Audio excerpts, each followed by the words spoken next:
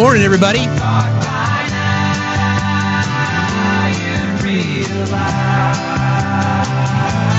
Sing it. There ain't no way to hide your lying. Good morning, good morning, good morning. Thank you all for being here. Wednesday morning, July 16th, 8:01 a.m. Eastern Time. News and weather together on the 8s. Anyway, thank you guys for being here. Really, really appreciate that. I know you have many choices to make every single morning, and we're grateful that you choose to spend some time with us. I was thinking about that song. That song might have made an FT or two when I was younger. FT, if you know, you know. Just saying. Thank you for being here, friends. As always, your support for the channel is why we do this every single day. You can return the favor by liking and sharing the live, because tapping is clapping, liking is loving, sharing is caring. We are crowdfunded here, so if you want to support the channel, you can do so either by gifting, subscribing, or live goals posted, and you can find all the various things that allow this to happen at Factsstillmatter. They're all the same everywhere you go. Please consider subscribing to our YouTube. Please also consider subscribing to Twitch and Substack as we, again, expand our social media empire. And when we joke, by the way, myself and the mods had a little bit of fun yesterday, assigning various cabinet positions. Let's put it this way. Under the Facts administration, the White House is going to look a hell of a lot different, including, we're going to convert the White House Faith Office into a BDSM test facility. We're going to, a couple nights a week, we're going to paint the entire White House. We're going to bathe it in purple light and have a Prince dance party approved by the chief of my staff. I mean, my chief of staff. So that's going to happen. So anyway, that'll be fun. Thank you guys for being here. As always, please consider joining our Discord. You can also find the link to that in my bio. Thank you, thank you, thank you. All right. I want to have a topic today that we've been talking about for a while. I kind of previewed it and promoted it early this week. We're going to get into gerrymandering and election interference and voter fraud and voter suppression and, the redistricting and all those kinds of things, which is, again, why I can prove that Republicans must cheat to win. We'll talk about that. Can you have a cabinet position, Jolie? Maybe. You can have a position in the cabinet. The cabinets are very large, but we don't kink shame. Anyway. So can we do Taco Tuesdays? Yeah, we can do Taco Tuesdays. It's a good idea.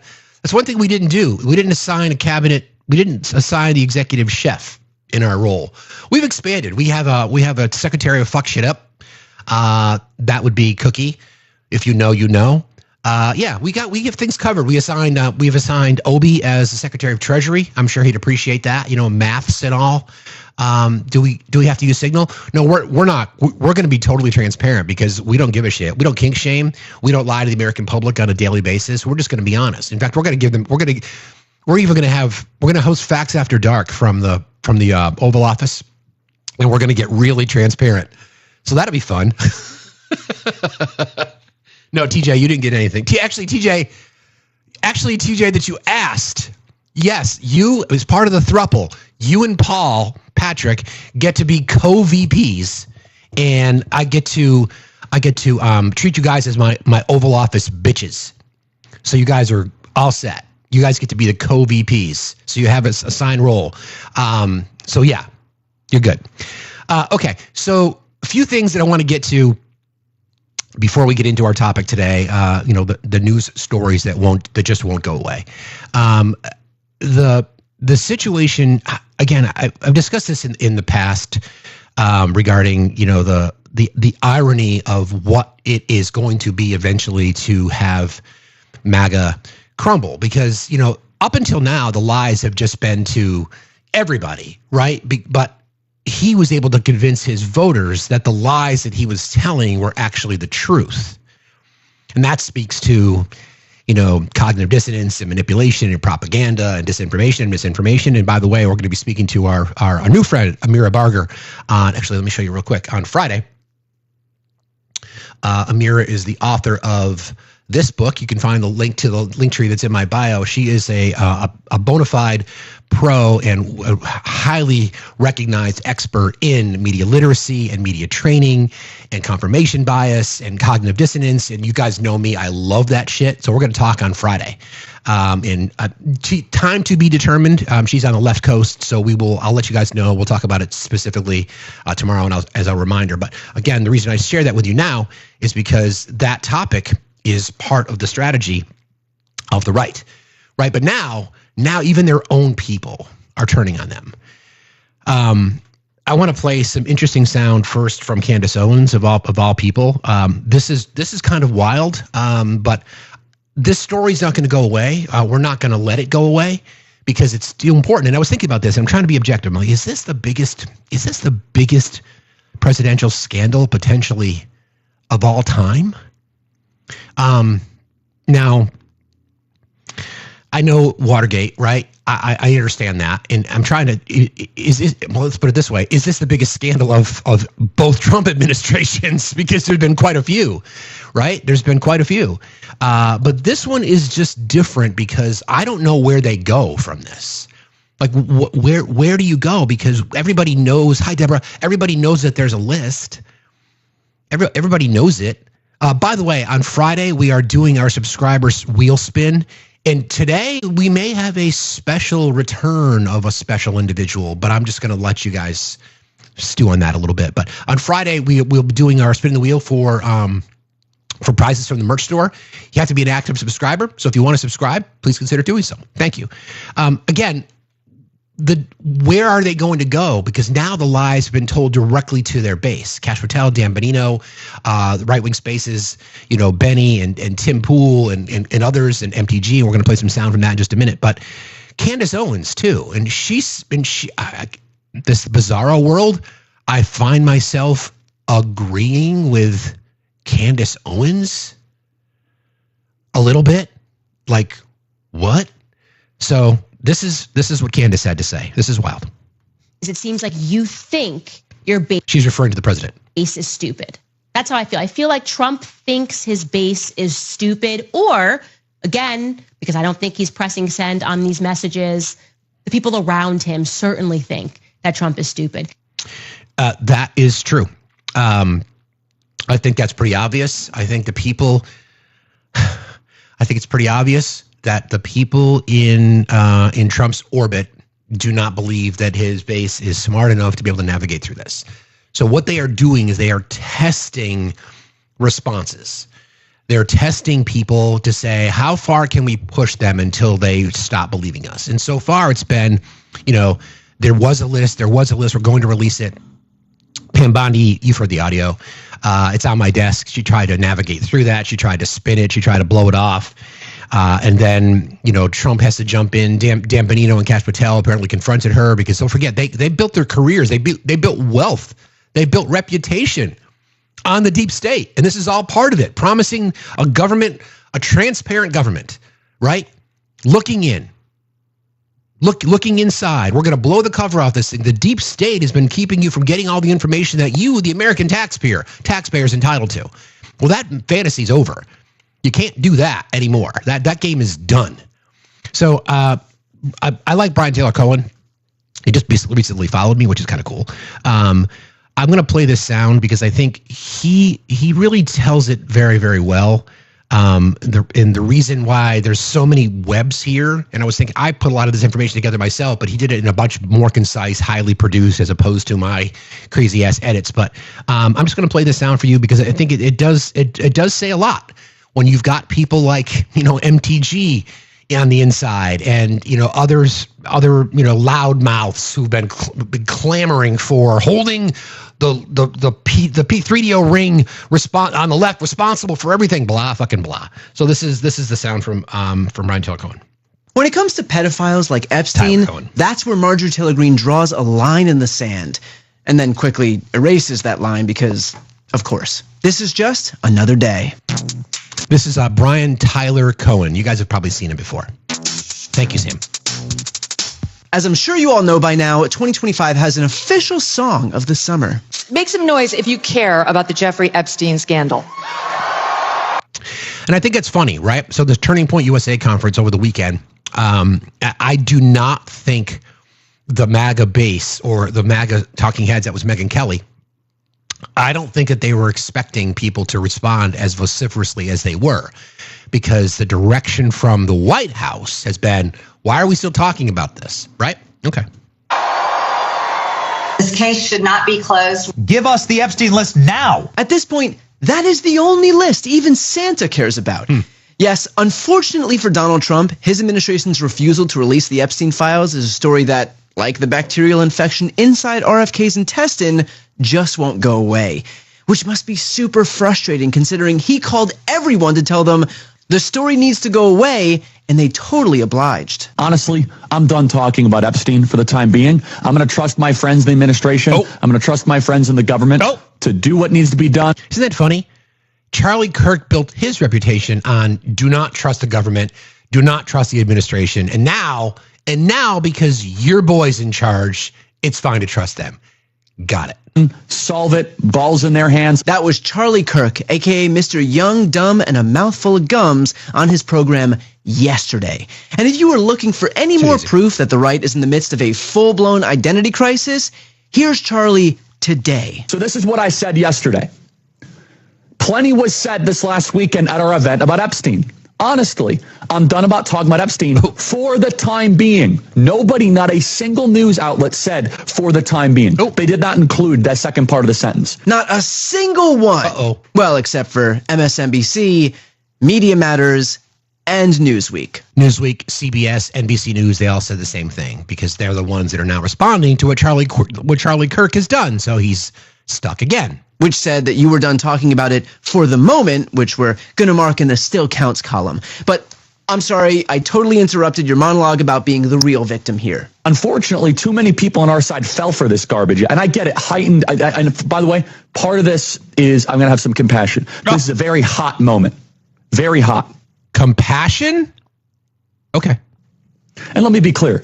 I'm not trusting the government. I'm trusting individuals that you too also trust. Totally. The people he's talking. I'm not trusting the government. Let me just make this clear. I've told people that we can't trust the government, right? And we can't trust the people involved. We can't trust the deep state. Can't trust the radical left. Can't trust the communists, the Marxists, everything else that we hear him rail about. Now, his people are in positions of power and authority.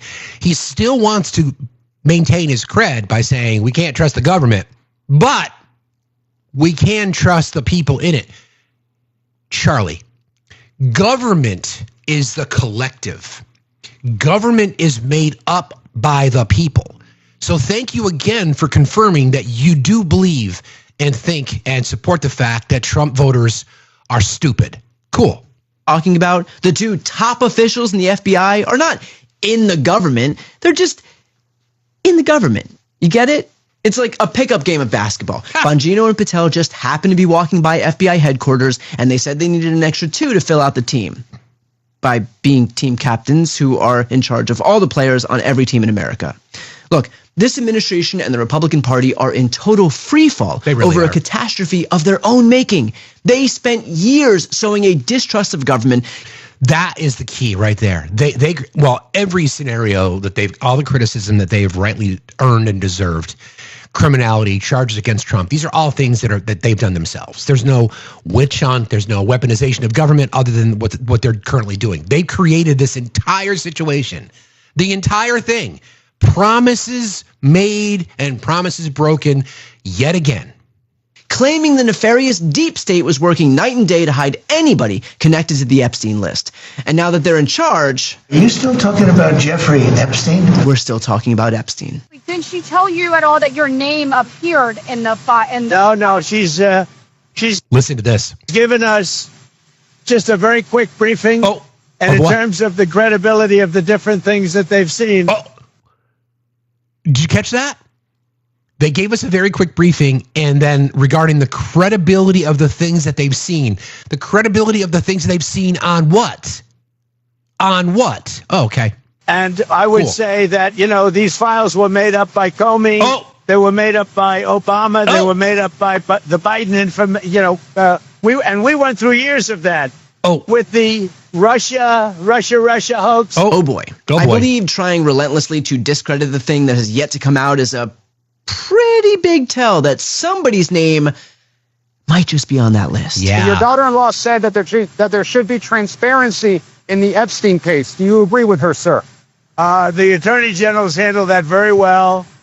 She's really done a very good job. And I think that when you look at it, you'll understand that. I would like to see that also. But I think the Attorney General, the credibility is very important. And you want credible evidence for something like that. And I think the Attorney General has handled it very well.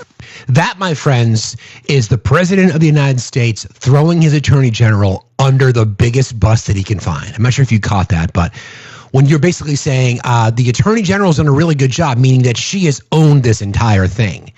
He wants to see it. He's still holding on to the idea that it's transparency, right?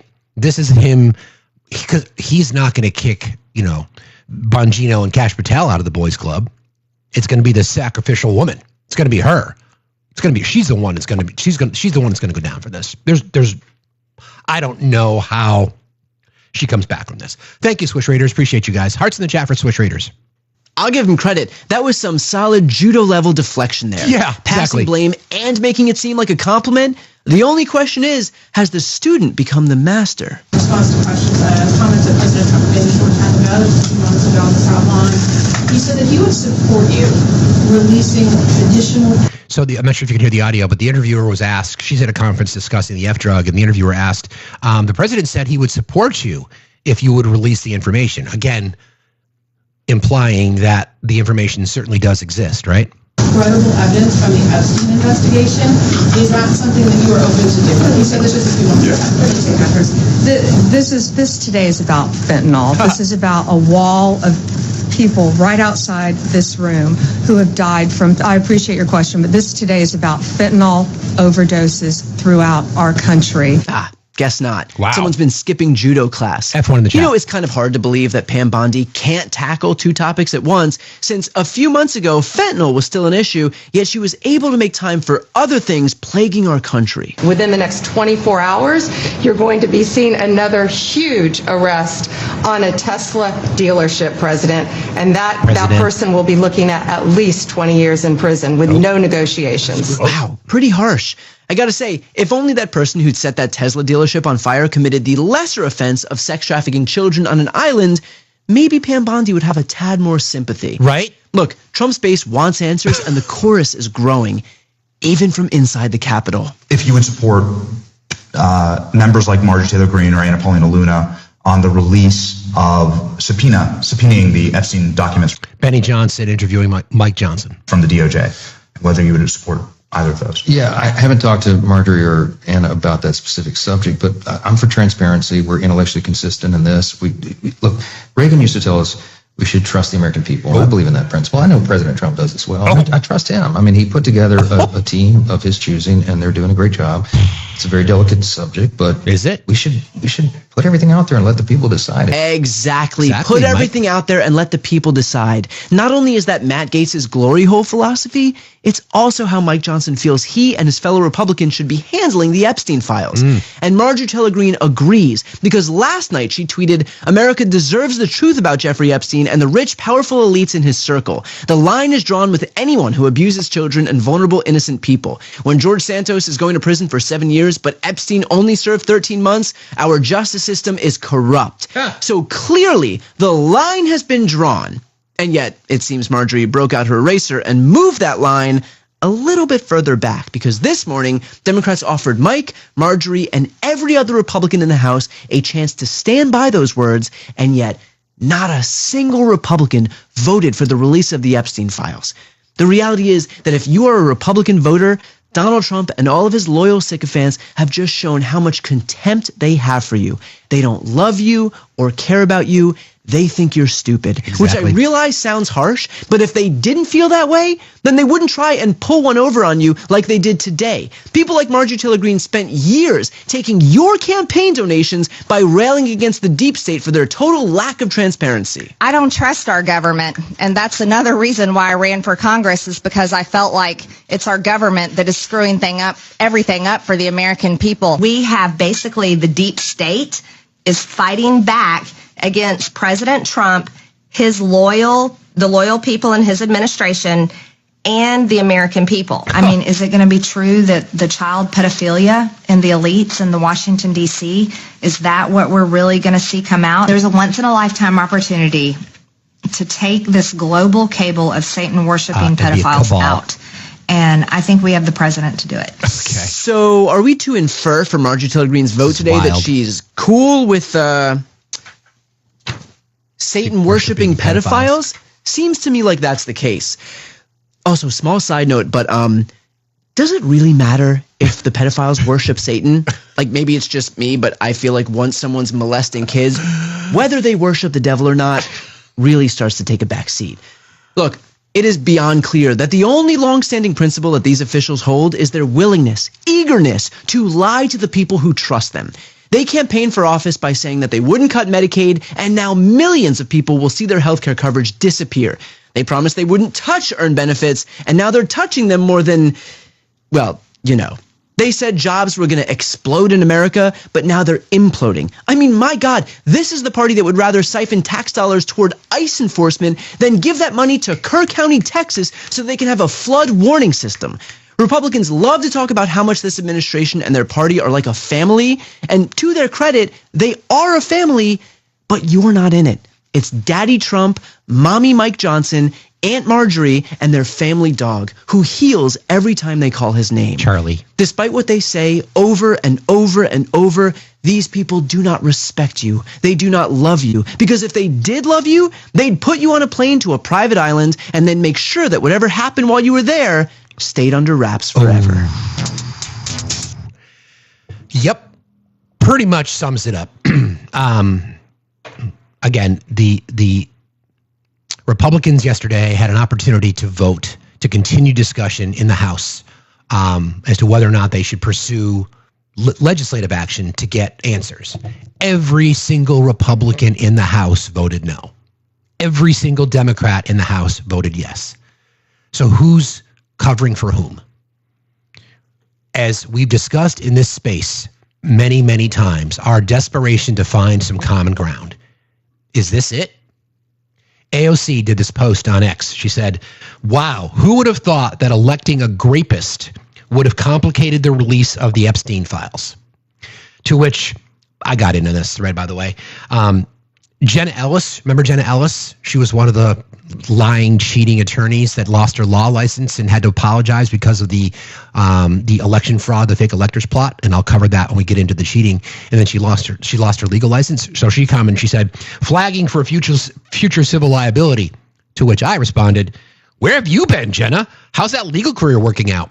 Anyway, so ALC makes that post. Wow, who would have thought that electing a grapist would have complicated the release of the Epstein files? So some troll said, asked Grok, at Grok, is this defamation considered slander or libel? To which Grok, Elon Musk's AI, responded, AOC's written statement calling Trump a grapist isn't defamation, as a federal judge ruled by the jury's sexual abuse finding means, AOC's written statement calling Trump a grapist isn't defamation, as a federal judge ruled the jury's sexual abuse finding means he, quote, graped Carol in common parlance. Though not under New York's narrow and penal definition, if defamatory, it'd be libel, not slander.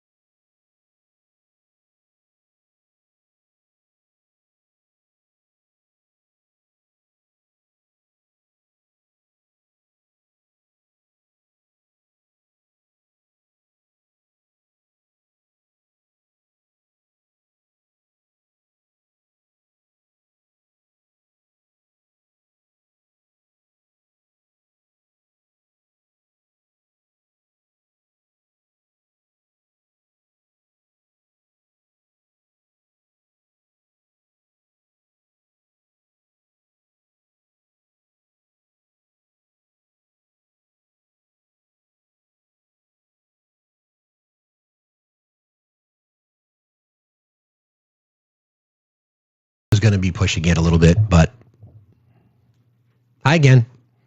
Welcome back, friends. Appreciate you guys being here.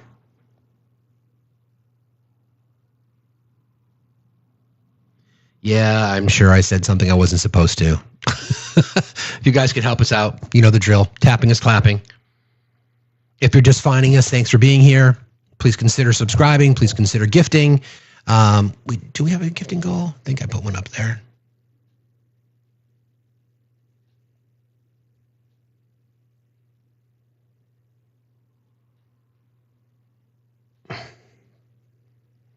Tapping is clapping, friends. Appreciate you. All right. Welcome back. Sorry about that. That's on me. I was like, yeah, this is going to be tight. We'll see how it goes. I thought I could talk over some of the words that were being used, but it is what it is. Anyway, for those of you that are just joining us, if you just found us, hi, I'm Fax. How's it going? Or Steve. Or I'm not going to say that. I'm not going to say those things about myself because that would be weird. Zaddy, whatever. Anywho, thank you for being here. Please consider gifting. Please help us get back out to the FYP by joining our team, commenting, liking, sharing. You guys know the drill. Tiny Diney, Silver Facts. Thank you, Sam. Hearts, roses, whatever that might be. I appreciate you guys very, very much. Thank you. Okay, so I think we sufficiently addressed the fact that the MAGA base is freaking the fuck out over this entire thing and they don't know where to go. So Mike Johnson, don't forget, there was a vote on the floor of the House yesterday specific to whether or not the Republicans in the House wanted to continue conversations about access to the Epstein files, for example, right? Every Republican voted no. Every Democrat voted yes. How do I want to say this? If there's anybody that does not want this information released, then why? Because all we heard, and this is the vice that MAGA has themselves in right now. This is where they're stuck.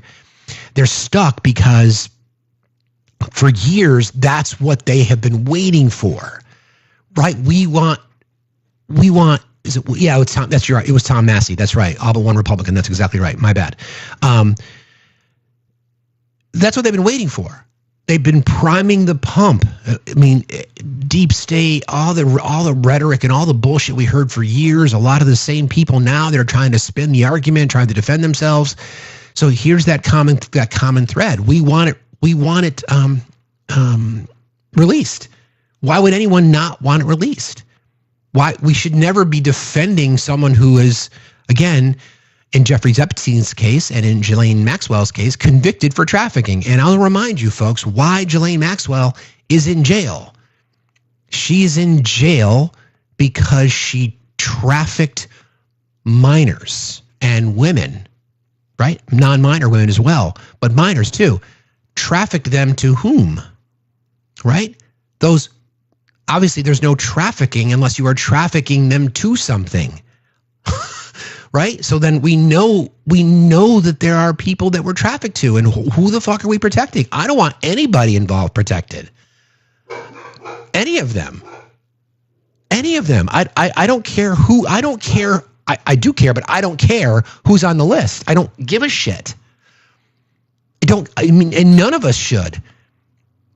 The same party, right? Let's put it this way. There's more people in Trump's orbit who are trying to deflect away from this conversation than there are trans athletes in sports. But yet, that's the boogeyman. So just be consistent, right? Literally just be consistent. I don't care who's on the list. Every single one of them should be held accountable, thrown under the fucking jail. Yes, Kipper would like to have a word with him. You're right, Tracy. Kipper wants to have a word with everybody. But I mean, I just want us to come to this spot where we now are like, okay, MAGA, moderate Republicans, progressives, liberals, communists, are we all in agreement that we want to see the names on this list? We can put aside everything else for just a moment so that we can put pressure on every single one of our elected representatives. So if you were represented by a Republican and you are a Republican, you voted for Trump, you should be calling your rep and saying, I want this out. I want this information. And now we fall into, because we've been so primed for so long about conspiracies, misinformation, disinformation, propaganda, all that kind of stuff.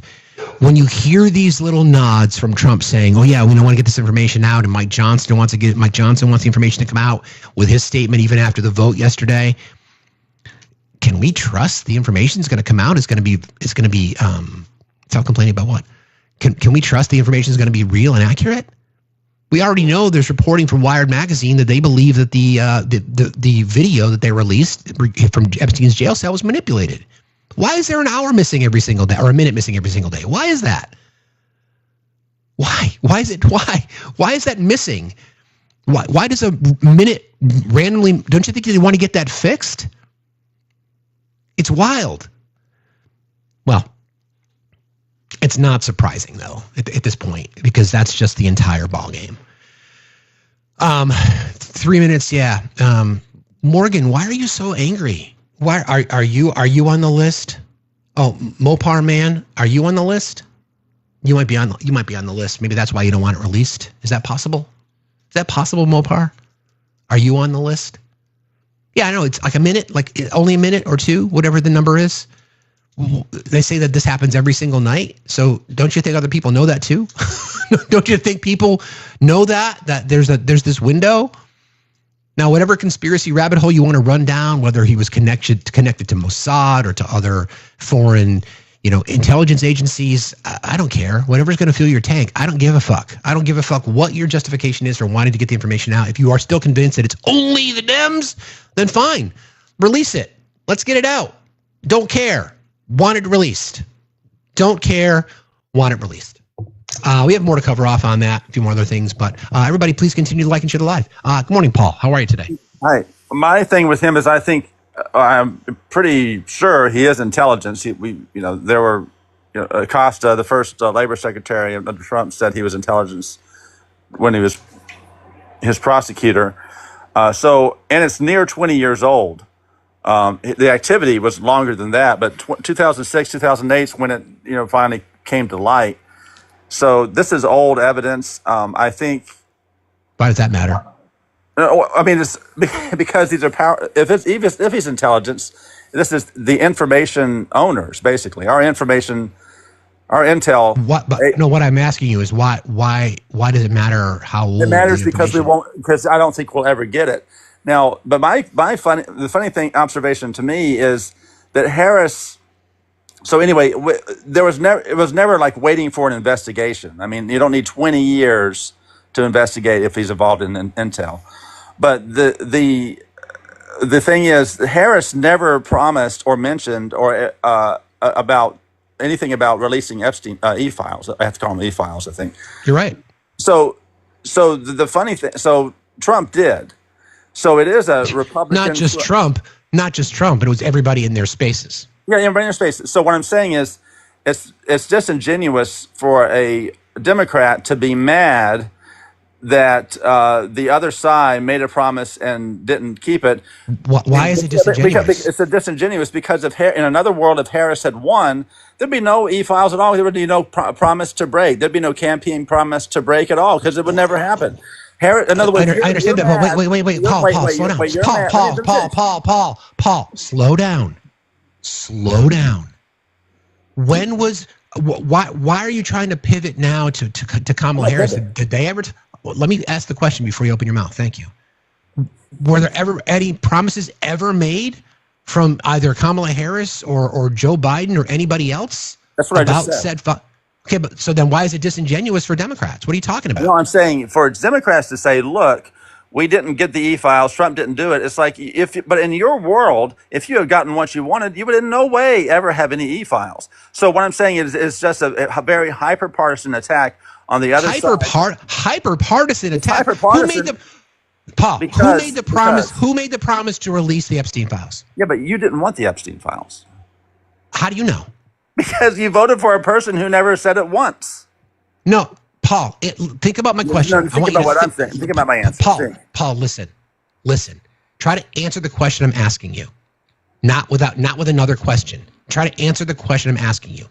Who promised to release the Epstein files? The Trump. I came in saying. Okay, wait. Part two. Hold on. Okay, wait. So hold on. I said Take a deep breath. So Trump promised to release the Epstein files. When was Jeffrey Epstein sent to jail? The whole thing started in 2006, 2008. When was he sent to jail? Which jail? Which time? He served 18 months in 2006. Before he took his long life. You're changing the subject, Paul. I'm not. When was he sent to jail for these crimes? For the missing minute? 19. Correct. Who was the president?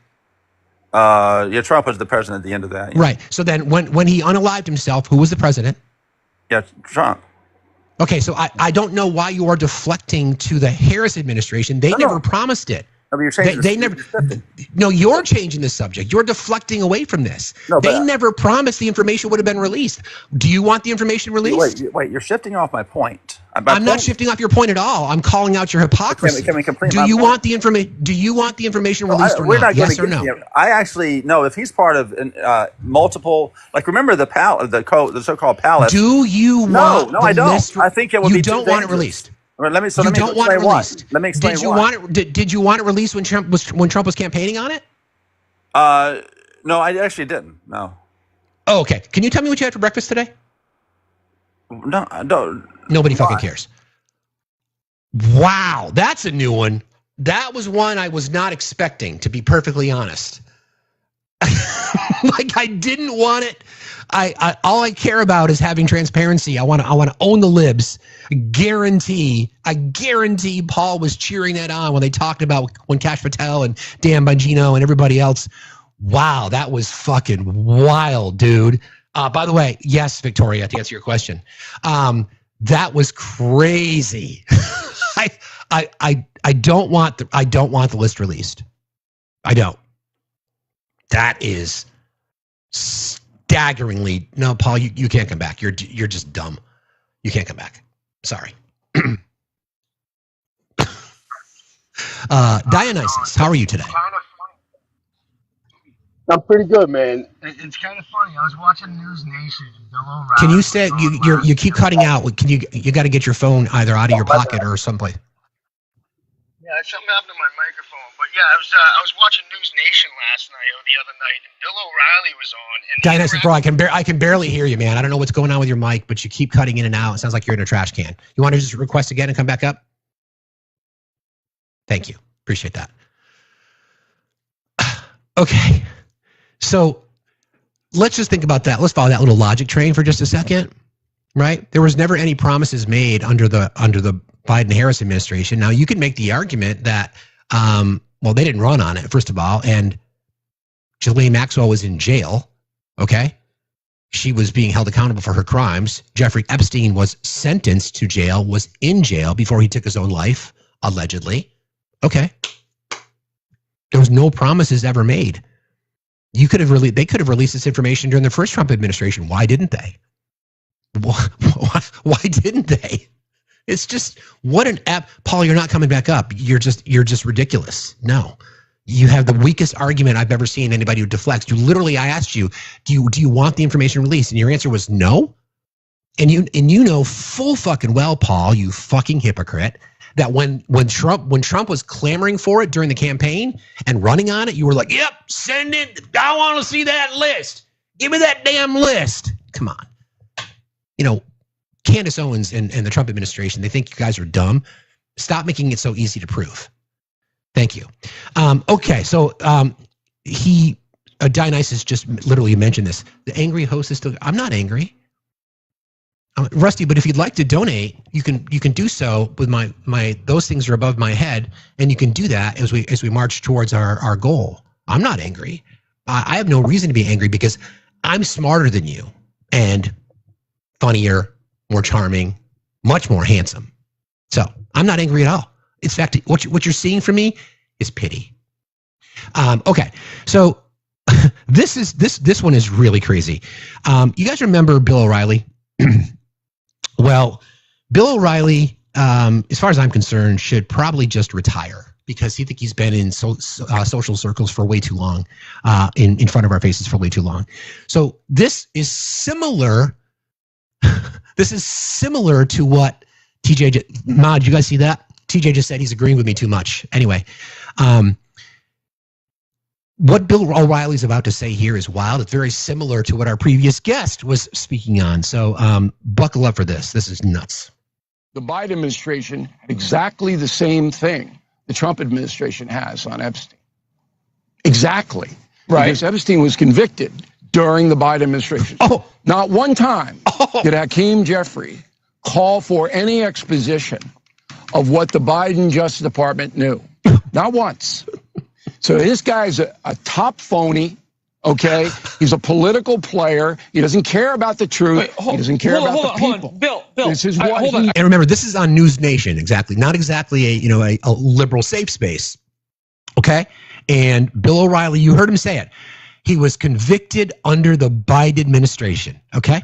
And then this is now the host. Hold on, Bill, hold on. You said Epstein was convicted during the Biden administration. Epstein committed suicide during the Trump administration. F1. Yeah, so? How is he convicted? How do you convict Epstein a guy who's dead? Was convicted I believe, okay, under Merrick Garland's Justice Department. That could be. Am I wrong on that? Yeah, you're wrong. I don't think so. Yeah, you're wrong. And then he was incarcerated. Wait for it. And then he committed suicide. Okay. The suicide thing is bull. I know the New York coroner's office very, very well. There's no way those people in there put a phony report about a suicide. No way. Impossible. Oh, okay. And it's not hard to ascertain whether you committed Bill, suicide. I think this is important. Bill, I think this is important. He was arrested in 2019 and he committed suicide in 2019. He died August 10th of 2019. So the Biden administration was not involved in a conviction or a trial of him. They were of Ghislaine Maxwell. Okay. And that's a good point of clarification. But he was arrested and indicted under Merrick Garland. Under Trump. Who had all of the information. Epstein was arrested, indicted, and committed suicide under Trump. In 2019, Trump was president. Merrick Garland was not the attorney general. Okay, I stand corrected. So 19, that came in the first Trump administration, correct? Yeah, and Bill Barr was the attorney general. Bill Barr was the guy who ordered the investigation into the suspected suicide. What? Right. But then for 4 years, did you hear Hakeem Jeffries say, I want to know all the things that happened? Why would he? He wasn't the one making the fucking claim. That is nuts. I'm going to play this real quick. Hold on a second. TikTok. It is our intention during these live broadcasts to only provide fact-based information to the absolute best of our ability. We strive to never spread misinformation or to platform those that do. Opinions of our guests or commenters are theirs and theirs alone and do not reflect those of the host. Hate speech is not allowed, and we are diligent about policing it. This platform is for educational purposes only. We now return you to our regularly scheduled pandemonium, already in progress. Thank you, Leah, for your $2 on Cash App. She's throwing down the $2 challenge for the day. So thank you, Leah, for very much. I appreciate you very much. Okay, so then here we are, and you're starting to hear some of that same sentiment. Why didn't the Biden administration release it? Biden administration didn't run on it. they didn't run on it. You want to play that game? Why didn't the Trump administration the first time? They had it first. They had it first. Record sealed, whatever that might be. Why not? Let me start the flash goal. We need 40 donuts. Oh, donuts. Listen, just a little non sequitur here. During apple picking season in the independent Communist Republic of Vermont that does not exist, during the apple harvest season, most of the orchards will have a scenario where they make their own apple cider donuts. So they're making the apple cider donuts at the apple orchard, and then you can get them glazed with maple cream. Let me tell you something. I'm not going to say it's better than Smecks, But if you're having maple-covered frosted donuts either during or after Smex, then that's a hell of a fucking night. I'm just going to say. Okay, everybody, please join me in welcoming back our amazing, wonderful friend who is the chief of my staff. I mean, my chief of staff, Eve. So good to see you. How are you, friend? So good to see you, too. I'm good. So you're starting with a little Facts After Dark already, huh? Hey, now. That's right. Mm-hmm. Hey, now. Well, I thought I'd pop up and do a regularly scheduled mod announcement for ya. Thank you. Good morning, everyone. I want to take a quick moment and say thank you to all of you who sent me well wishes and let you know how much I truly appreciated all the love while I was spending some time working on some personal things and working on my mental health. I just want you to know it meant the world to me, and I have fully recharged my battery and I am back. So thank you so much for that. Now, y'all know that I'm here to remind everyone to please support our fabulous hostess with the mostest. He's our tantalizingly talented tabloid technician, tormenting traitorous trolls. And he's here every day with that fiery feral fist for freedom, bringing you facts over feelings, because facts still matter, and they always will. So, if you have the means, let's help Facts meet his gift goal in subwaves. Subscriptions are an easy way to show support, and you get access to cool emotes and sub-only events like our weekly giveaway raffle. And you can show support directly with the apps in the link tree of his bio, which is a great way to avoid the TikTok tariff. And you can find the Facts HQ and Discord link there as well. You can reach the HQ via factsstillmatter.site, and you can check out merch, another way that you can show support and get a little something for yourself. Remember, Steve is here for over 20 hours a week, y'all, just on this show alone. That doesn't include the Facts After Dark show he does, and he does it because he's unrelenting in his commitment to his community and providing this platform for voices to be heard. So show your love. Also, I'm encouraging y'all to participate in the dollar donation drive. I think we've got a $2 or $3, whatever's in your heart to give. Now, if you're just looking for that fun-free forum for the Facts family to frolic, then Discord is the place. If the link in the bio doesn't work, just try to copy and paste it into a browser. If that still doesn't work, reach out to a moderator. We'll hook you up. When you join, please open a quick ticket. There's a couple questions that we need to go through. It's part of our verification process. If you have questions about that, you can ask in the unverified lobby and we'll walk you through it. Now, if you haven't already, please click that follow or heart me up at the top of the screen next to Fax's name. You can join the team for the cost of a penny. You can do this every day, and it helps to keep us relevant on the FYP, and it helps the algorithm. The main thing that we ask of y'all is to interact in the comments as well as tapping your little hearts out. It's always free to tap and share at the live. If you don't have any friends, just click the copy link. It works the same as a share and no one will be the wiser. Lastly, be kind, smile at a stranger, and have a fuck your feelings kind of day. Thank you, my dear friend. It is so nice to have you back. So nice to have you back. We love you so very much, George. I love you so much, too. Thank you. Whee! That's the best. We've missed Eve. I'm so glad you're back. All right. So, excuse me. Of all things, just to kind of close the loop on this, and we'll continue to talk about it because there's going to be more and more information, depending on who you talk to, depending on when you talk to them. Even our previous guests who, even before the whole controversy, even before the statement from Pam Bondi that there was no list, even before any of that happened, people like our guests earlier were salivating over the fact that this list was going to be released. And the issue with that one in particular is you don't see how hypocritical it is. How is it that we're all clamoring for it? So you're going to be even more alone on your own little island, right? So, Okay, a few more things I want to address here before we get into our topic today, that Republicans must cheat to win, and I can prove it. There is, I'm going to play some sound for those of you who don't know Tom Powell. Tom is a creator, on TikTok and YouTube and Instagram. Been around for a while. Smart guy. Some controversial takes. I'm just going to share what he said. I don't necessarily agree with the statement that he is saying. I'm just sharing it for context of the story. So, and then we can talk about the ramifications. This relates to the tragedy in Texas. So I want to play this for you guys, and we can talk about it. Everybody's going to do what they want to do, obviously. But if it were me, I would not be sending any money to Texas. And I'm not talking about from a federal level. I don't think the federal government should send any money to Texas either. I'm talking about you personally. If you are seeing a GoFundMe for the general area down there, or you're pitching into some general fund that's trying to help the people down there,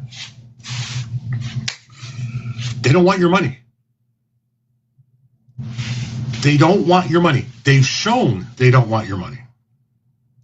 Yes, Kerr County residents spoke out against using money from the Biden administration to shore up its warning system to better alert residents and visitors about flooding. And ultimately, county commissioners decided to use that money elsewhere. Hey there, I'm Brandy. I'm a journalist in Texas, and here's what we know.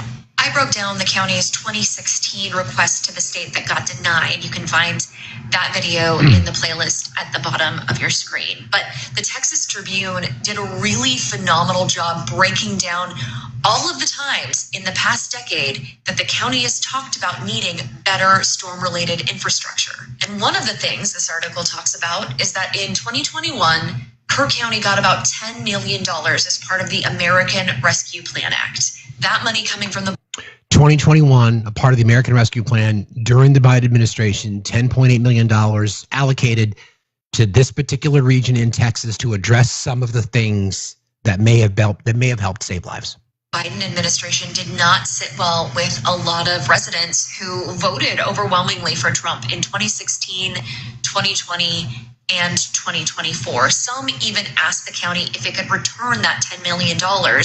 Instead, the county commissioners, again, ultimately decided to use the money in a different way. It dumped $7 million into a public safety radio communication system for the sheriff's office and fire services, and gave raises to sheriff's office employees. The rest of the money went to more county positions and building a new walking path. As a result, on one of the busiest holiday weekends of the year, when campgrounds and summer camps along the Guadalupe were packed, there were no sirens to tell people that a wall of water was headed their way. Some woke up to the warnings from the National Weather Service, but hundreds didn't make it out in time. We're talking about 96 confirmed dead in Kerr County. And the sheriff says 161 people are still missing. If you want to read that article in the Texas Tribune, I've got it here, along with an article with resources about how you can help. And for those of you that want to come in and say, hey, wait a minute, that's fake news, she's just making shit up, here are the people from that county publicly speaking out against taking money from the Biden administration to help them with warning systems that would have prevented some of these deaths. We do not want more of Biden's mandates attached to keeping Biden's money. But these people are communists. They hate America. They're teaching it in our schools. They're invading the border as we speak. I don't think we should take any money from the federal government because they can't be trusted. Now, we don't need these funds here. We've done just fine.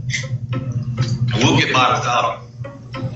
But you spend this money, you're signing a contract with the devil, and the devil's in the White House. If you vote to keep Biden's money, I hold you personally responsible and personally liable.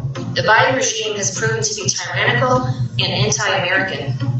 There is no part of this administration that has the good of America or Americans at heart. We want no part in anything coming down from the federal government. This is Texas and Texas. they think any money coming from Biden is a contract with the devil because he's a communist Democrat.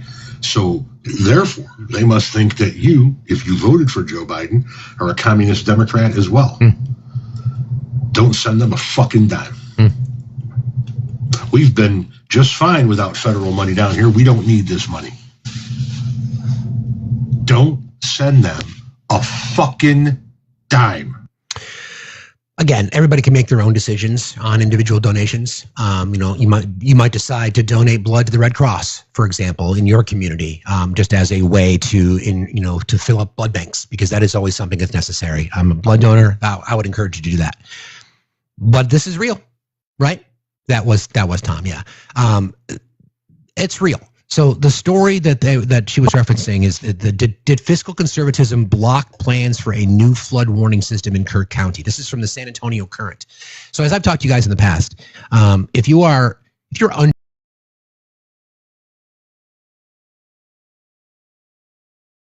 local journalists on the ground there, even though they could be a Fox affiliate or an NBC affiliate or a CBS affiliate or whatever that might be, there are good journalists on the ground covering news in their community. So this is from a local paper. This is from the San Antonio Current. In the last 9 years, federal funding for a system has been denied to the county as it contends with a tax base hostile to government overspending. Now, why would that tax base be, in their words, hostile to government overspending? This county, 3 consecutive elections, voted for Trump by 50 plus points. Okay? 50 plus points. Kerr County. Okay? The story reads as such.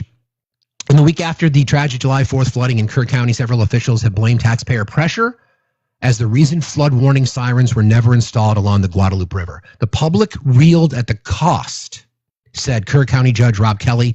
He told reporters one day after the rain pushed the Guadalupe River to levels more than 32 feet, resulting in nearly 100 deaths and still counting. This was as of Thursday, last week. Community that overwhelmingly voted for Donald Trump in 2016, 2020, and 2024. Kerr County constructed an economic engine on the allure of the Guadalupe River. Government leaders acknowledged the need for more disaster mitigation, including $1 million flood warning system that would better alert the public to emergencies to sustain that growth, but they were hamstrung by a small and tight-fisted tax base. An examination of transcripts since 2016 from Kerr County's governing body, the Commissioner's Court, offers a peek into a small Texas county paralyzed by 2 competing interests.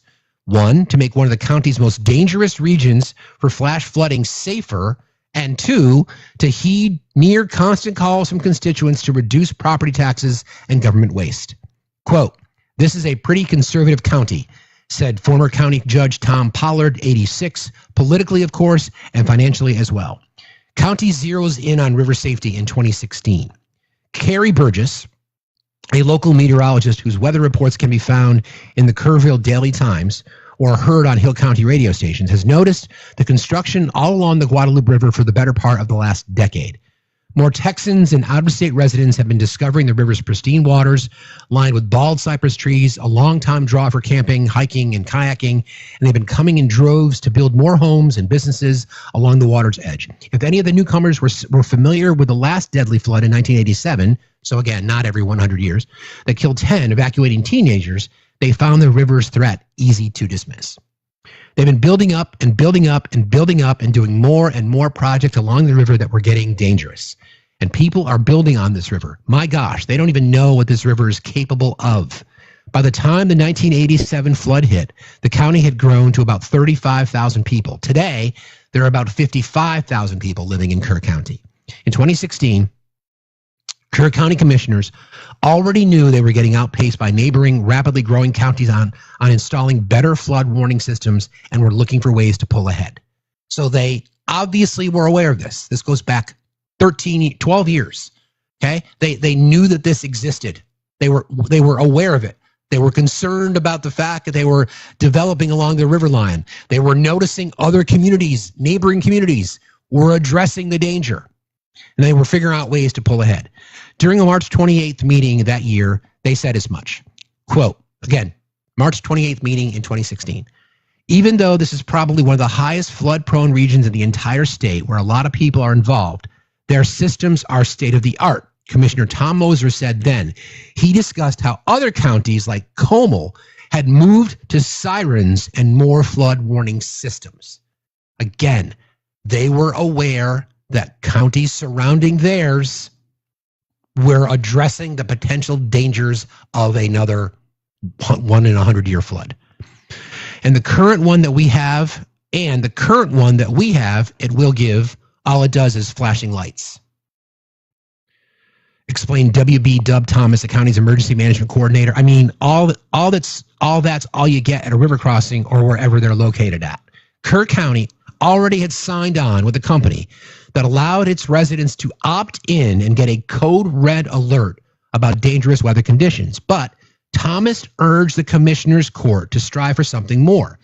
Cell service along the headwaters of the Guadalupe River near Hunt was spotty in the western half of Kerr County, making a redundant system of alerts even more necessary. I think we need a system that can be operated or controlled by a centralized location where, whether it's the sheriff's communication personnel, myself, or whatever, and it's just a redundant system that will complement what we currently have, Thomas said that year, back in 1986. Okay? By the next year, official had sent off its application for a $731,413 grant to FEMA to help bring $976,000 worth of flood warning upgrades, including 10 high water detection systems without flashers, 20 gauges, possible outdoor sirens, and more. The purpose of this project is to provide Kerr County with a flood warning system. The county wrote in its application, the system will be utilized for mass notification to citizens about high water levels and flooding conditions throughout Kerr County. But the Texas Division of Emergency Management, which oversees billions of FEMA dollars designed to prevent disasters, denied the application because they didn't have a current hazard mitigation plan. This is the Texas Division of Emergency Management. Okay? State level. They resubmitted it. News outlets reported out, but the priority was given to counties that had suffered damage from Hurricane Harvey. Political skepticism about a windfall. Hold on a second. Let me just do this real quick. Obi, I'm going to send you an invite really quick, my dude, if you're available. Let's see if he's available. I need a quick break. I'll be right back. Oh, greetings and salutations from Los Angeles County, where it is currently 6:03 a.m. Pacific Standard Time, and a cool and not breezy 63 degrees Fahrenheit with overcast skies. And I was out walking the dog, so apparently Steve had to go wee. One of the things that I think is important to discuss is the continuation of the anti-science movement, right? And this insistency that human beings can do things on their own without science or technology, almost as if they're anti-evolutionists, right? Because they are. Hopefully, those persons who have suffered great loss will come together and kick out the ignorant folks that continue to run this county so that they could get an alarm system. Imagine objecting to speakers. It's 2025. I mean, sure, maybe they'll play AC/DC backwards and all of their kids will become devil worshippers or the Beatles. But hey, you know, saving lives or ending up kids liking metal. Or perhaps they'll like Judas Priest and then realize that the gay man that's the lead singer, some of his songs were about the gay men's community, specifically bears and leather. But, you know, I mean, but blowhorns are too much, Steve. That's true. What did I walk into? Thank you for jumping in for me, pal. I appreciate you. And can I just say something really quick? Sure. And I'll let you continue. I just started to walk Scout, and you're talking about apple cider donuts. Hey. And a creamy maple glaze. Yeah, dude. And then I was thinking, you know how there's that other site for friends? I was thinking, could there be some kind of a kink in which I could create pivot tables whilst eating these donuts and then dipping them into a glaze while in just everybody a pair of chaps? I guarantee you members of our mod community would probably follow you if that were the case, because we know that they've got kink game for sure. I'm just saying, we don't judge. We support any and all uniqueness and oddities, I'm saying. But hey now. And as my personal manager, you, of course, will get your customary 10%. I appreciate it. I'm not sure I want that 10%, but I appreciate that, buddy. Thank you very much. I love you, man. Talk to you later. Bye. Exactly. We don't yuck your yum. Yeah, we know, Eve, you judge hard. Hey now. Okay. We're still on the same story. Thank you guys for being here. As a reminder, please consider subscribing. Please consider joining our team. Don't forget there's a gifting goal. And if you want to contribute to our live goal today, the $2 challenge has been thrown down. I'll get to some names of people who've donated since we started. So back to the story. The political skepticism in this community about a windfall. All that concern about warning systems seemed to fade over the next 5 years as the political atmosphere throughout the country became more polarized and C-19 fatigue frayed local residents' nerves. Why did the political climate become more polarized? Interesting. Somebody should look into that. In 2021, Kerr County was awarded $10.2 million windfall from the American Rescue Plan, or ARPA, which Congress passed the same year to support local governments impacted by the pandemic. Cities and counties were given flexibility to use the money on a variety of expenses, including those related to storm-related infrastructure. Corpus Christi, for example, allocated $15 million of its ARPA funding to rehabilitate and or replace aging stormwater infrastructure. Waco's McLennan County spent $868,000 on low water crossings. Kerr County did not opt for ARPA funds to go to the flood warning systems, despite commissioners discussing such projects nearly 24 times since 2016. In fact, a survey sent to residents about ARPA spending showed that 42% of the 180 responses wanted to reject the $10 million bonus altogether, largely on political grounds. I'm here to ask this court today to send this money back to the Biden administration, which I consider to be the most criminal, treasonous, communist government ever to hold the White House. One resident told the commissioners in April of 2022, fearing strings were attached to the money.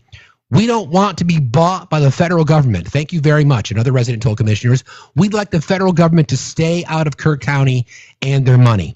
When it was all said and done, the county approved $7 million in ARPA dollars on a public safety radio communications system for the Sheriff's Department and county fire services to meet the community's needs for the next 10 years. Although earlier estimates put that contract at $5 million, another $1 million went to sheriff's employees in the form of stipends and raises, and just over $600,000 went towards additional county positions. A new walking path was also created with the ARPA money. I'll just finish the story. While much has been made of the ARPA spending, it's not clear if residents or the commissioners understood at the time they could have applied the funds to a warning system. Current Kerr County Judge Rob Kelly and Thomas have declined repeated requests for interviews. Moser, who is no longer a commissioner, did not immediately respond to a Texas Tribune interview request either. Many Kerr County residents, including those who don't normally follow every cog turn of government proceedings, have now been poring over the county commissioners' meetings this week, including Ingram City Council member Raymond Howard. They've been digging into ARPA spending and other ways that the county missed opportunities to procure $1 million to implement the warning system commissioners wanted almost 10 years prior, and to prevent the devastating death toll from this past week. A week ago, Howard spent the early morning hours of July 4th knocking on neighbors' doors to alert them to the floodings after he himself ignored the first 2 phone alerts on his phone in the middle of the night. In the week since, the more he's learned about Kerr County's inaction on the flood warning system, the angrier he has become. So, John. Anyway, this story is one of these things that, again, we cannot let slide, because there are people. This relates to the bigger picture, which is the poisoning of the electorate. So you heard that the article, I'll post it. Actually, I think this is already in the mod chat. We can post it in the general chat for you. We heard what the people said. Marxist, communist, I don't want to be connected, blah, fucking blah, fucking blah. Where did that come from? Where did that come from? That came from the mouth of the right-wing echo chamber and Trump. You know, radical extremists, they're communists, they're even though they don't know what any of those things are. So those people took the bait. They overwhelmingly voted for the same lies that they were told. People in their community, commissioners, people that are responsible for making these decisions, even said it. They called the alarm. They sounded the alarm 10 years prior, said, listen, other communities around us are doing this. We're getting massive development. We get more flooding than they do. Why are we not taking this money? They eventually take the money, and what do they do with it? How about waste, fraud, and abuse? They give the sheriff's department raises. They add more government bureaucracy by creating more positions. Talk about hypocrisy. They're literally complaining about government intervention. They're literally complaining about big government. And yet what they do, they make a bigger government. Make it make sense. Make it make sense. Where's the money? Why would they not take that? So there's blood in their hands. Head steady in June. Okay.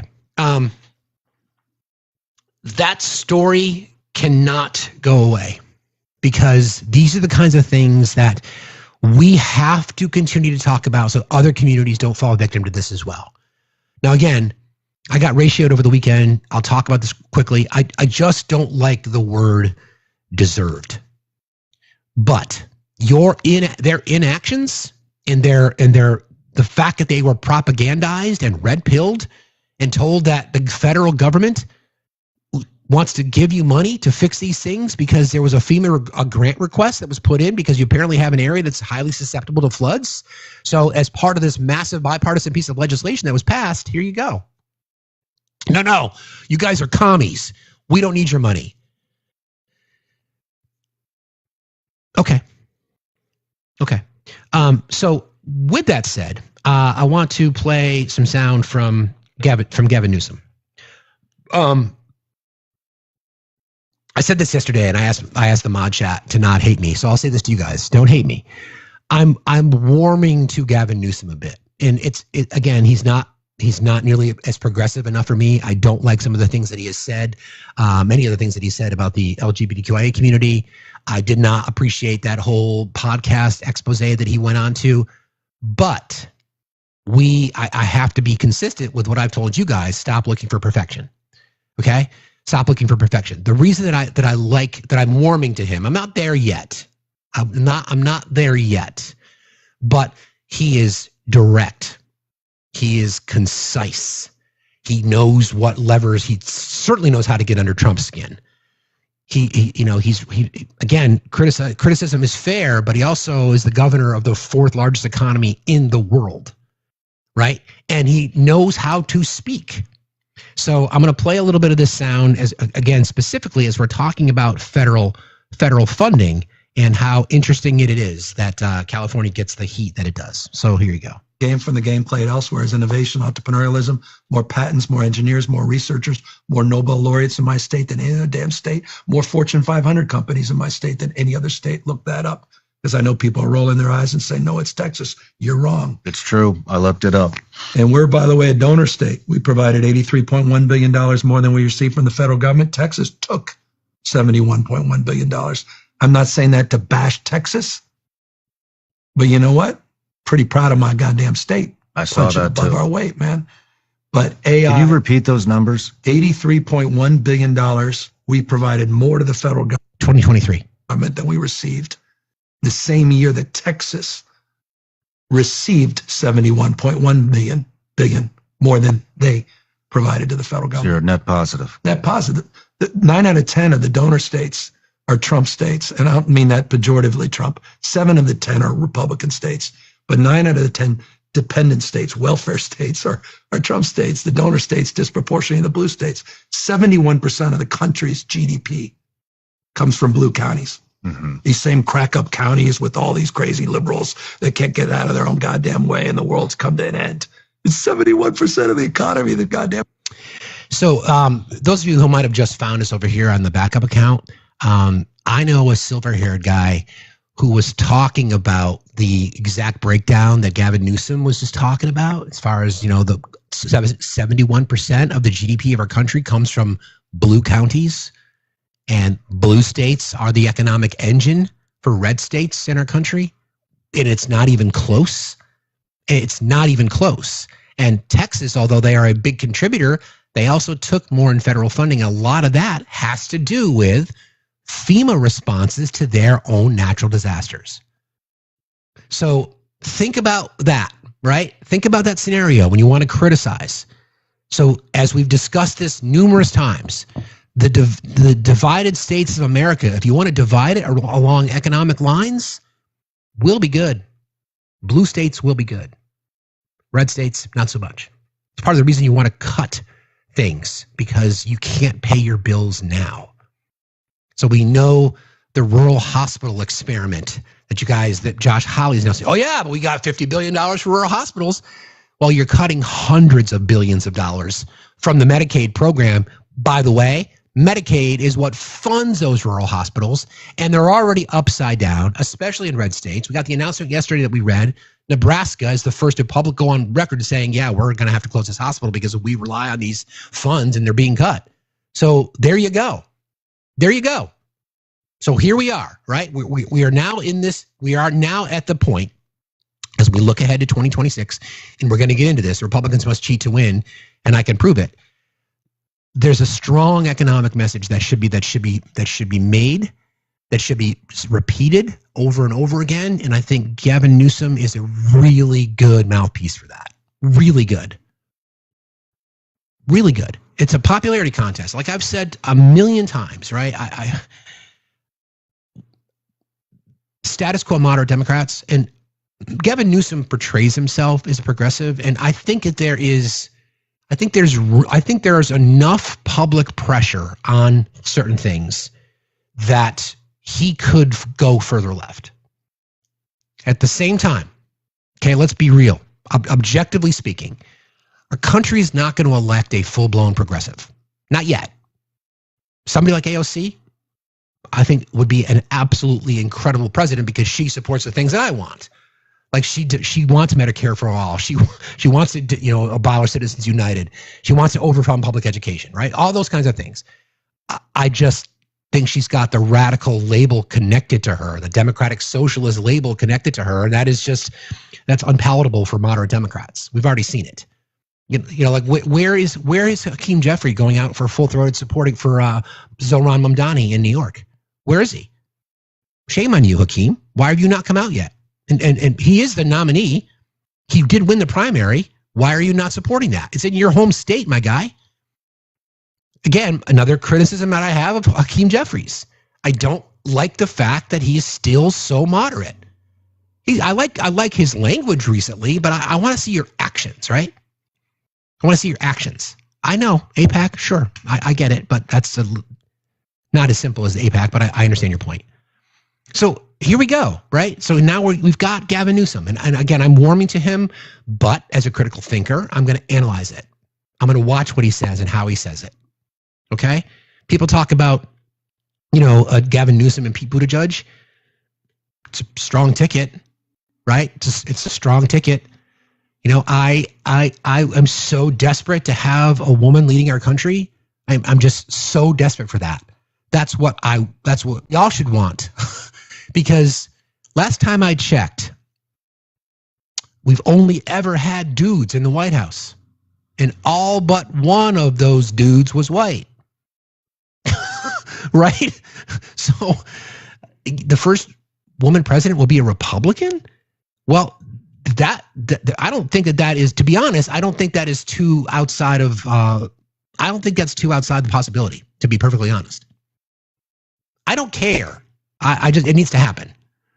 I don't want a MAGA Republican. I mean, again, going back to the days of Bush or Romney when they were just boring. Sure, they were warmongering. I didn't agree with their policies, but they were palatable. Like, oh, Jesus, okay. What are we going to do in the House? They weren't trying to tear up the fucking, as long as they weren't trying to tear up the Constitution. Fair does. I care. Yeah, I hear you. I care. But my point is that I want to see a woman representing our country. I'm tired of the misogyny, the patriarchy, just fucking shit up constantly. All day long. Every day. So, okay, let's, I want to, there's a few other things that I want to kind of get to on just the news of the day. Sorry, what is that? Okay, where's this? So, Kristi Noem can't avoid the hot seat. She's pathetic. I keep going back and forth as to who is the most pathetic member of the cabinet, right? We've got Pete Hegseth. We've got him. What more do we need to say about Pete? We've got Howard Nutlick. He's pretty pathetic. He's the guy that said, well, if my mom had, if her Social Security benefits came in late, she wouldn't complain. That's that guy. So then there's Pam Bondi, right? Then there was Mike Waltz when he was the NSA director. And then you got Kash Patel. And then you got, Brendan Carr, who is, the transportation secretary, who's also one of the authors of Project 2025. You got Russ Vaught, another author of Project 2025, who's head of the OMB. I mean, the list goes on and on and on and on and on and on and on. I'm starting to think it is Kristi Noem. So I want to play a little bit of sound for you, and then we'll. This was an interview that she did over the weekend. I'll give her credit. At least she's going into opposition spaces and being grilled, but she's just not very bright. So this is her with Kristen Welker. Lawmakers visited the migrant detention center in Florida, which your administration has dubbed Alligator Alcatraz. Congresswoman Debbie Wasserman Schultz said that the conditions there are inhumane, more than 30 people stuffed into a jail cell. She said they get their drinking water, they brush their teeth from the same place where they go to the bathroom, Madam Secretary.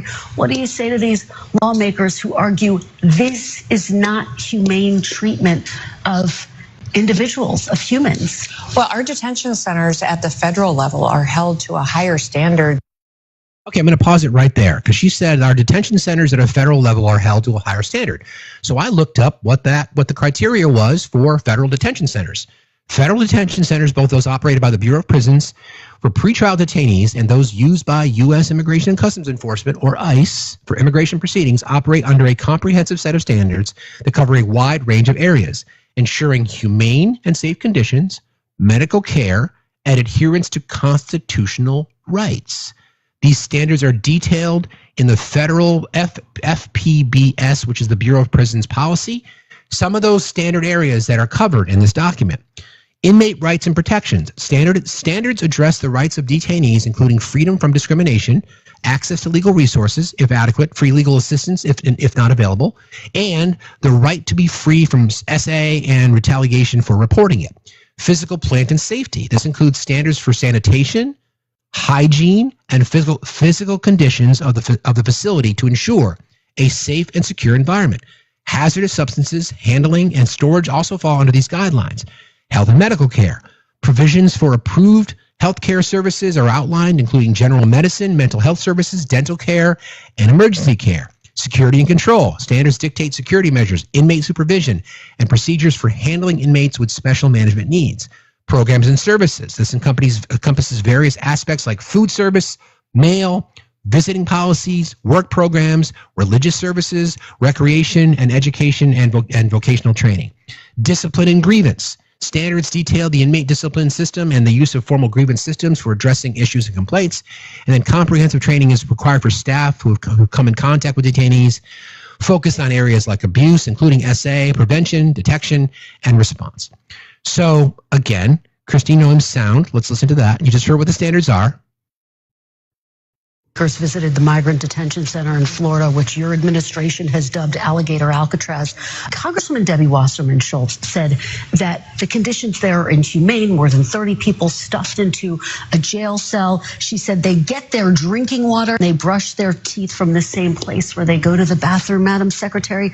What do you say to these lawmakers who argue this is not humane treatment of individuals, of humans? Well, our detention centers at the federal level are held to a higher standard than most local or state centers and even federal prisons.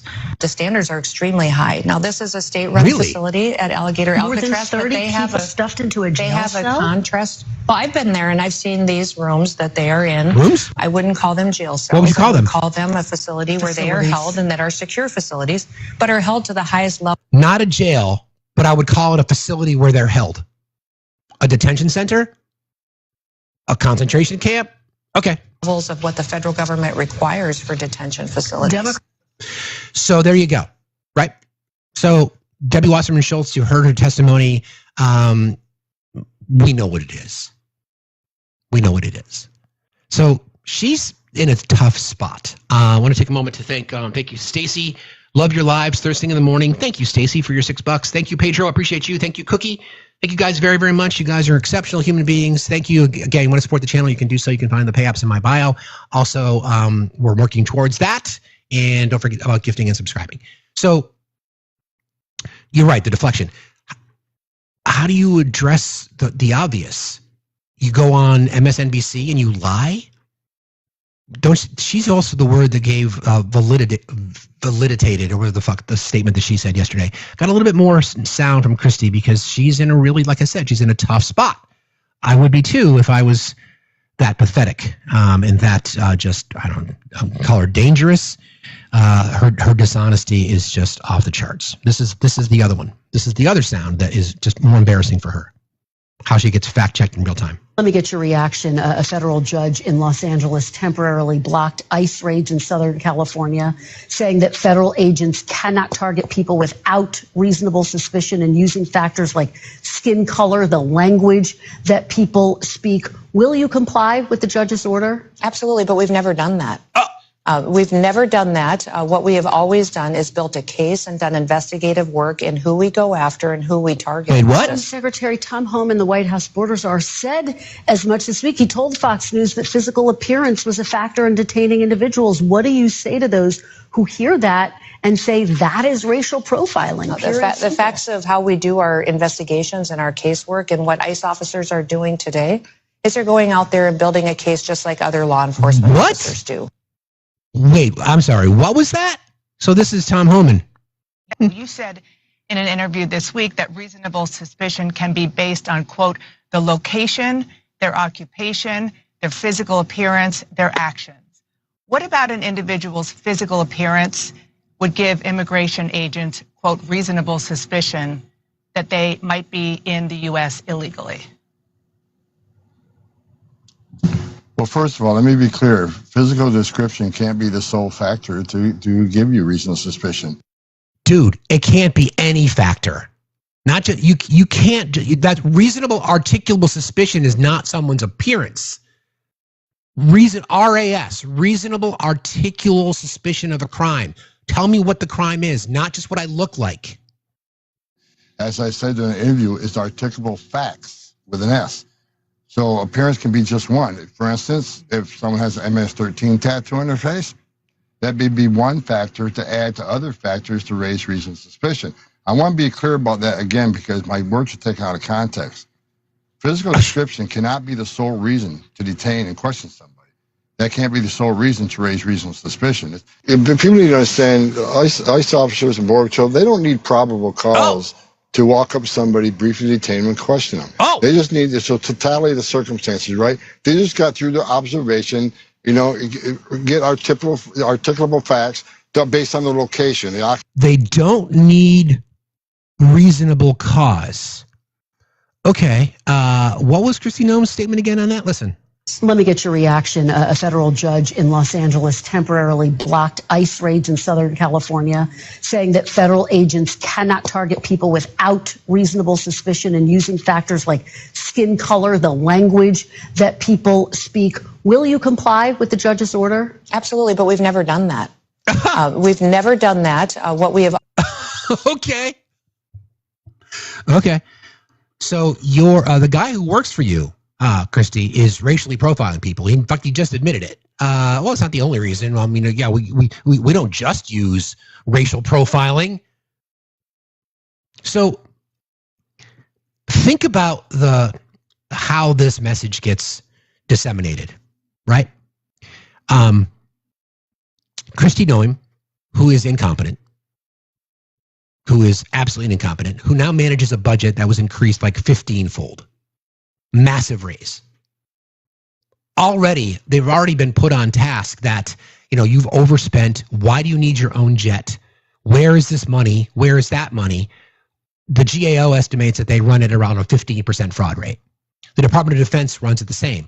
The Department of Defense hasn't passed an audit in about 10 years, okay? But they also run at a rate of around 15% fraud. Don't forget, the argument for cutting Medicaid was waste, fraud, and abuse.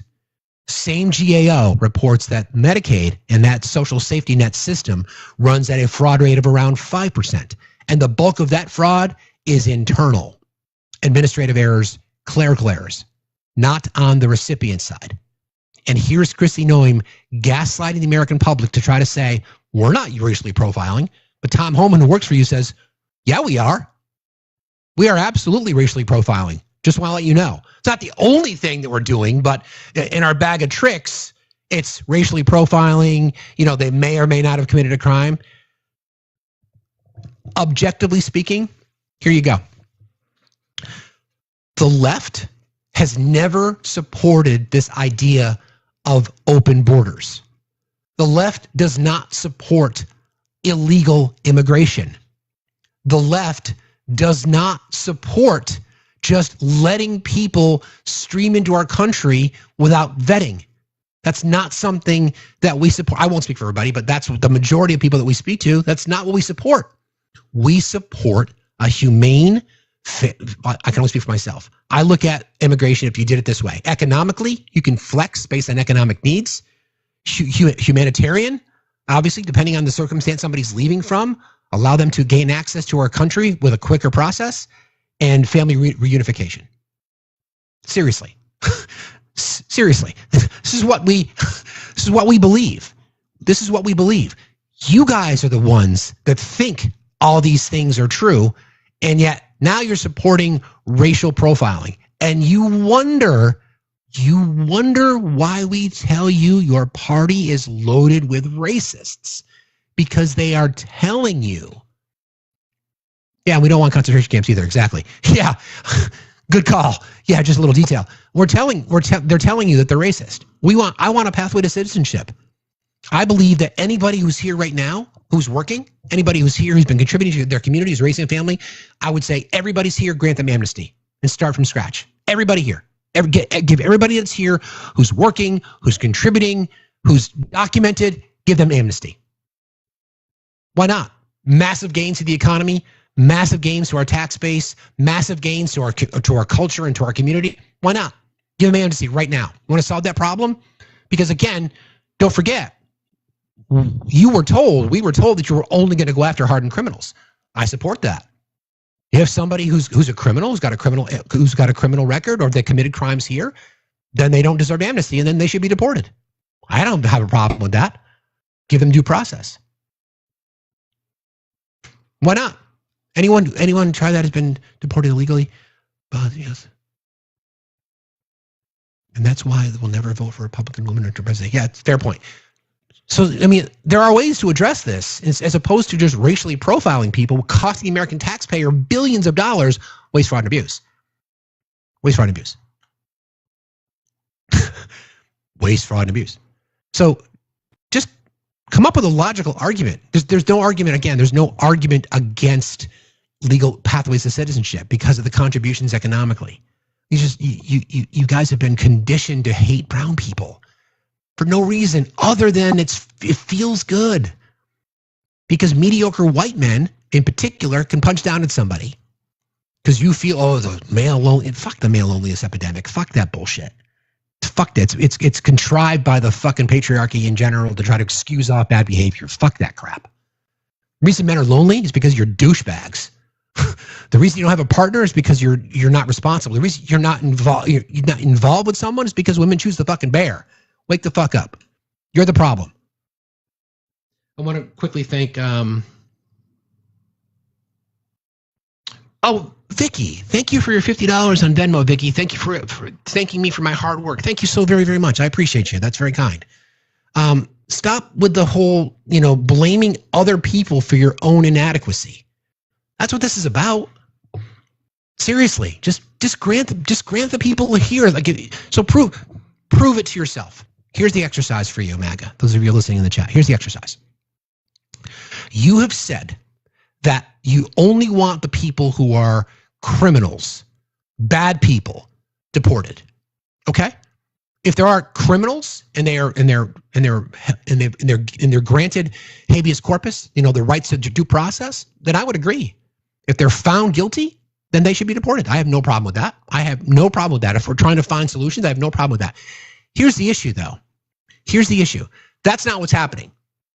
Because if you felt like they were undocumented, then why would they would be here illegally, not contributing to the tax base? And why is ICE using IRS records to track these people down at work? If you're only going after criminals, then why are you deporting people that don't have a criminal record? If it's not about racial profiling, then why are you not identifying yourself, providing a warrant, and then allowing the process to happen legally? With the only justification you have is that they were hanging around in a community where other people that might look like them are? So prove it. Why don't you then petition your elected officials to say, I want people who are here, who are contributing to society, who are paying their taxes, who are raising their family, who are contributing to our culture, who are honest, caring, hardworking people just like me. I don't want them deported. I want them to have amnesty because I feel like there's a net gain to our society. That would be objective. That would be you being objective to say, well, I said 3 weeks ago or 6 months ago or during the campaign that Trump promised they were only going to go after the bad people, the unalivers, the rapists, the worst of the worst, the people that are being released from insane asylums. I still think he thinks asylum is people being released from an asylum, but that's different. So then prove it. It's really simple. Just prove it. Just prove that you really, truly only want people who are criminals deported. As a progressive, I'm always going to lean in on how I want to move society forward, and we cannot exist as a nation without immigrants. We did that exercise the other day because immigrants, they get the job done. We did that exercise. The massive amounts of contributions to our society, culturally, from a food perspective, innovation, music, you name it. We would not exist without immigrants. So stop fucking demonizing them. If you want to get the bad element out, then get the bad element out. I have no problem with that. If you at the board, by the way, we went through this exercise, 10.8 million that the right likes to throw out there, 11 million people, whatever that number is, that's encounters. We know that because we have data on it. So you can't have a number unless there is a encounter. So you guys have been walking around, right? You guys have been walking around thinking that there's millions of people that are just undocumented across the border. It's just not true. So stop believing the lies and prove that you are consistent. Prove that you only care about criminals. I do too. I'll ask the chat. You guys are primarily progressive. Would you guys have any issue at all with people who are here illegally that are committing crimes to have them be deported? Of course you wouldn't. Nobody's going to have an issue with that. None, exactly. No issues. Would you guys also support? So then I'll ask MAGA. For those of you that are in here that are MAGA, I'm going to ask you guys this. If there are people that have been here, even they crossed the border, right? They were encountered. They pay their taxes. They're going through the immigration process. It could be years, could be a decade or more, right? Could be a decade or more. Would you support granting them amnesty? So that's for you guys, right? That's for MAGA. Would you support that? Because again, if the claim is only going after criminals, and stop thinking that crossing the border is illegal. If you cross the border, that's a misdemeanor, but you can't make an asylum claim until you're actually here. No, go through the process like everybody else and become a citizen. Isn't that what the process is, though, my guy? That's what the process is. So I'm going to invite you up. Trump facts over feelings. I'm just trying to understand. Just real quick, I just want to have a brief conversation. Can you just accept my invite? I'm curious, because go through the process like everyone else to be a citizen. That's what they're doing. When you make an asylum claim, that is the process. You go to immigration court. So if your argument is let them go through the process, then why would ICE be going to immigration court to arrest people when they're going through the process? See, it's hard to have that. It's hard to have that conversation because it makes you look like you don't really care, that you just don't want people to be here that don't look like you. Okay, I sent you it. If they invoke that process while they're here on amnesty, absolutely. If they invoke that process while they're here on amnesty, absolutely what? I don't think you know what you want. Anyway, I don't see why that's an issue. I really don't see why it's an issue. If you want to fix the immigration system, if we could look at it humanely through economic needs, like when I say flex, like there could be economic needs. There could be a seasonal harvest. It could be a seasonal harvest in border states, right? Why not expand immigration for that time? Employers can say, okay, we're going to hire people, make it clean, give them benefits, give them fair labor acts, make sure that they're paid well. And then they get a 6 or 7 month stay during harvest season. If they want to stay, they can apply for citizenship. If not, they can leave. Why do we have to overcomplicate it? It seems like the right wants to use this because we went through that budget exercise the other day. Remember, I talked about how Mr. Trump is upside down on just about every single category. His numbers are tanking, with the exception of crime, border security, national security, immigration. All those he's seen a plus on the approval side. Everything else, including democracy, transgender issues, relationships with Israel, government spending, guns, deportation, vaccines, etc., all the way down to the bottom, which is inflation and prices, he's upside down 26 points on that. So just stop using your hatred instead of using your hatred to justify what we're seeing are human rights violations. Instead, say what's best for the country, and what's best for the country is immigration. There's no denying it. That's what's best for the country. Okay? All right. So I think the last thing I want to touch on, I covered that. I covered Christie. I want to talk. Let's go and revisit Mike Walls again, because he was grilled pretty hard in one of his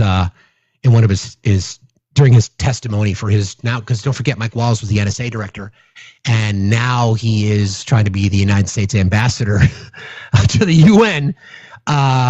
He is how do I want to put this? Well, let's start with Chris Combs interviewing Mr. Walls. This is interesting. Chris Combs is one of the best interviewers, questioners. He's a litigator, and he is so fucking good at his job. So this was the confirmation hearing of U.S. Ambassador to the United Nations, Mike Walls. He's attempting to defend his use of the Signal chat. This is crazy. We both know Signal is not an appropriate, secure means of communicating highly sensitive information. And yet, on March 24th, the Atlantic magazine published a series of Signal messages, including sensitive information about a U.S. military operation against the Houthis in Yemen, involving you and several other Trump officials. Were you investigated for this disclosure of sensitive operational information on Signal? Fair question, right? Fair question. Thank you, Senator. And that engagement was driven by and recommended by the Cyber Security Infrastructure Security Agency, by the Biden administration, CISA guidance. I'm sorry. And I have here, just the use of Signal. Share information on Signal. The use of Signal is not only as an encrypted app, is not only authorized, it was recommended in Biden's the Biden era. What about Biden? And in fact, it says here, I'll read it to you. Use only end-to-end encrypted communications. Adopt a free messaging application to secure communications that guarantees end-to-end encryption, particularly if you are a highly targeted individual, such as Signal or similar apps. CISA recommends end-to-end encryption messaging on both government and personal devices. For sensitive military of course, Senator. There was no classified information exchanged. Sensitive military this you were sharing details about an upcoming airstrike and the time of launch and the potential targets. I mean, this was demonstrably sensitive information. And the question I asked was, were you investigated for this expansion of the Signal Group to include a journalist? The White House conducted an investigation, and my understanding is the Department of Defense is still conducting an investigation. Okay. Was any disciplinary action taken? From the White House investigation center? Yes. No, the use of Signal was not only authorized, it's still authorized and highly recommended. Would you recommend the use of Signal for classified information to be shared between folks who have access to Great question. Again, we followed the recommendation, almost the demand, to use end-to-end encryption, but there was no classified information shared. Did you speak to Secretary Hegseth about his decision to share detailed information on the specifics of an imminent military strike? What we spoke about, Senator, was a highly successful mission that did something something that the Biden administration did not do, was actually target the Houthi leadership. We subsequently saw a ceasefire, an increase in shipping, and a drop in attacks on our ships. Well, look, here's what I hear on this exchange, and I want to get to the UN point. Unreal. Unbelievable. At the time, you took responsibility for having added a journalist inadvertently to a Signal chat. He did. But it doesn't seem to me that the administration's taken any action to make sure this doesn't happen again. There's been no consequences. And yet the president continues to denounce those who leak information. Right. We both know Signal is not a secure way to convey classified information.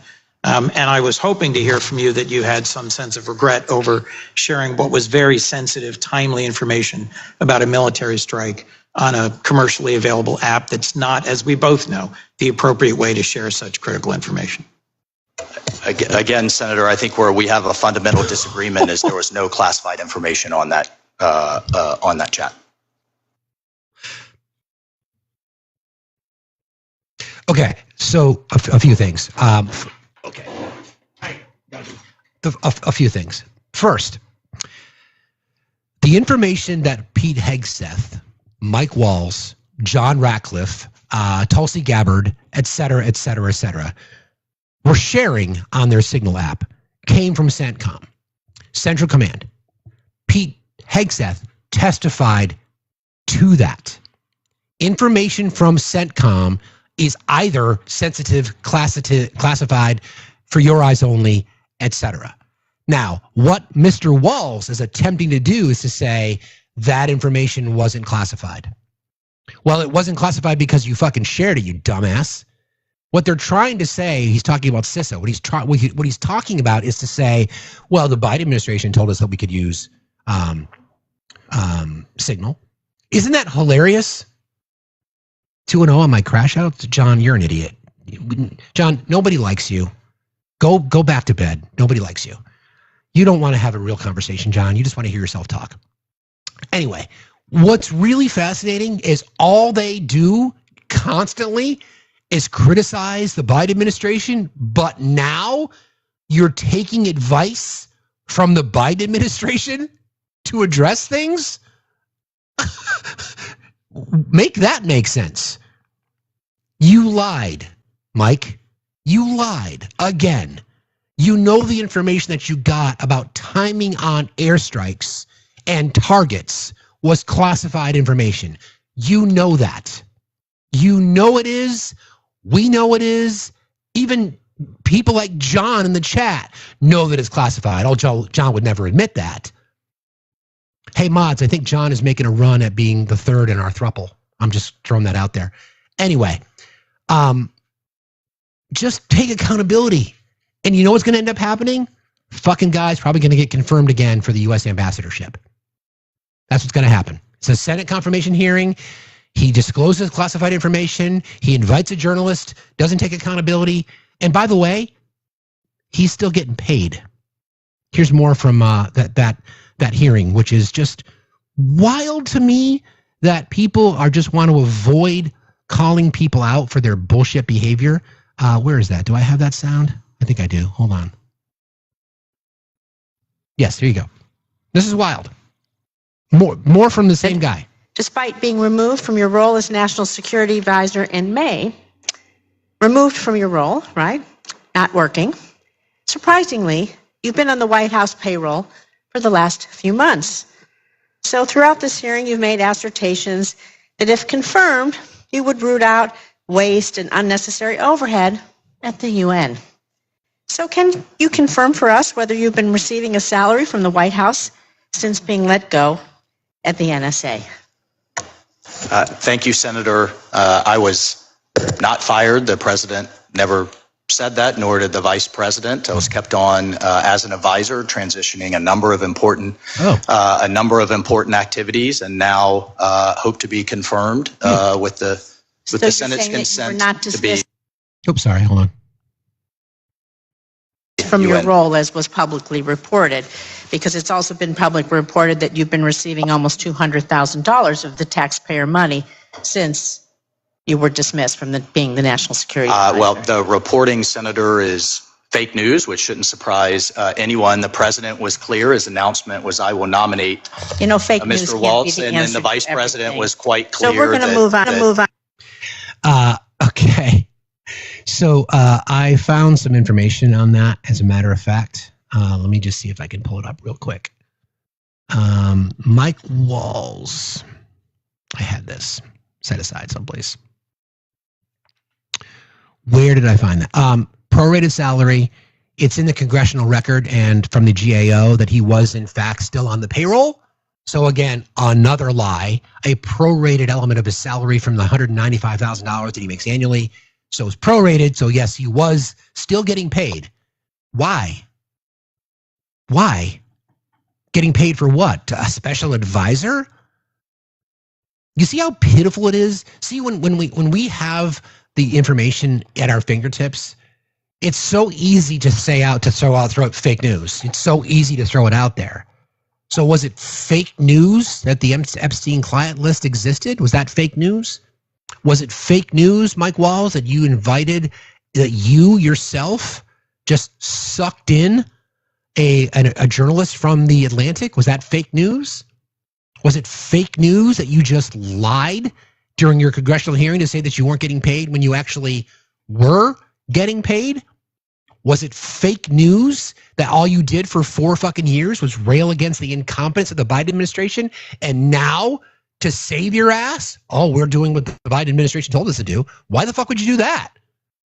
What about Biden? Why the fuck would you do that? Why? What? I mean, why would you do that? How irresponsible of you that you would take direction from the Biden administration. That's so wild. Crazy, right? Whew. Fake news when Biden said he wouldn't pardon Hunter. Fake news when Biden.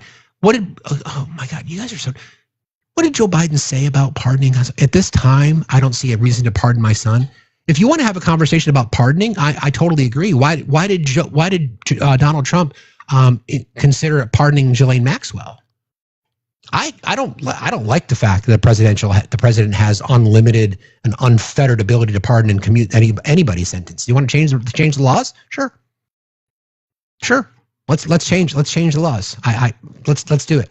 Or talk about pardoning Diddy, or the party of law and order. The ones that we respect the blue, and we're going to pardon the people in J6 who beat up police officers. Makes sense, right?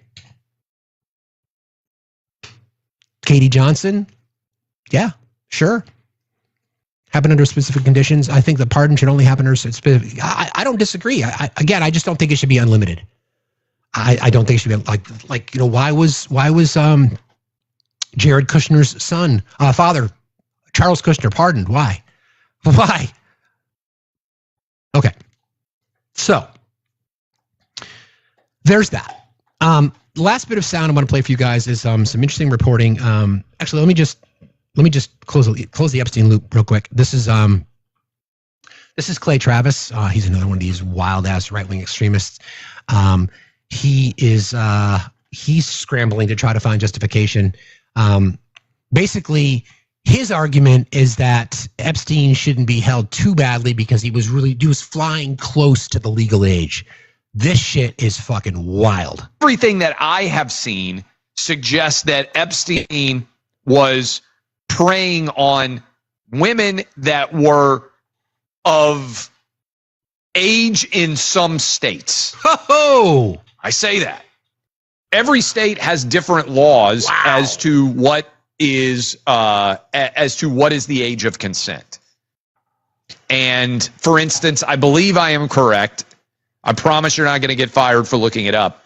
I think the state of Alabama, the age of consent is 16. There are a bunch of different states. Some of them, we tend to say 18 is the age of minor or majority in the country, and it is true to a certain extent. But there's actually, every individual state has its own age of consent law. And so some states are 18, other states are 17. Some states are 16. I think some states might even be 15. My point on this is Jeffrey Epstein was engaged with 16, 17, 18-year-old girls to the extent that they were underage. Not 9 and 10-year-old girls. Now, if I was going to clip this and be like, oh, wow, there's a difference. And the difference is in some states, Jeffrey Epstein's behavior would have actually been legal. What? That's Clay Travis. What?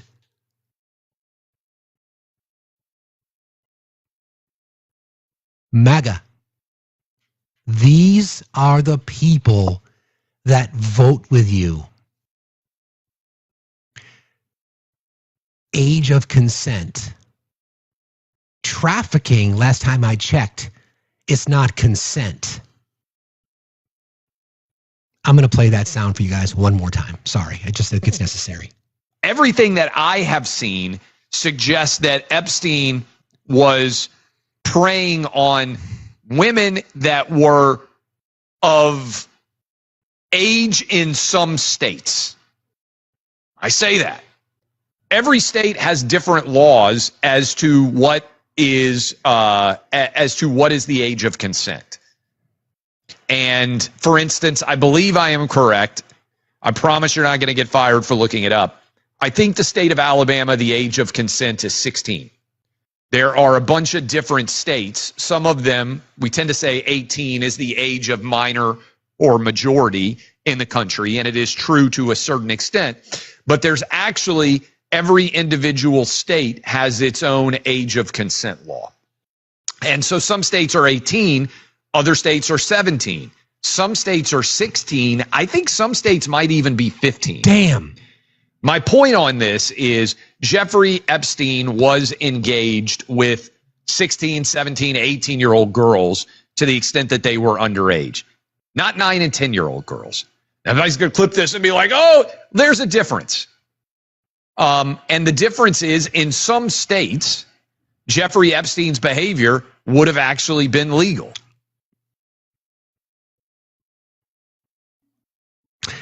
There is no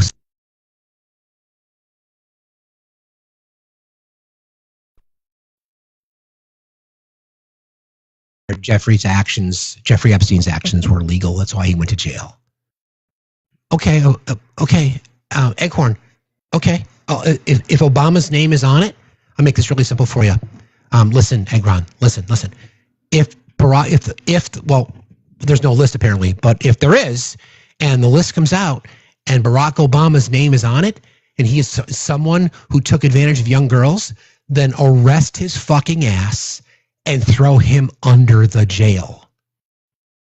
Now, Egghorn, can you say the same? So the next statement I want to see you write is, if Trump's name is on the list, I want him arrested and thrown in jail. Go.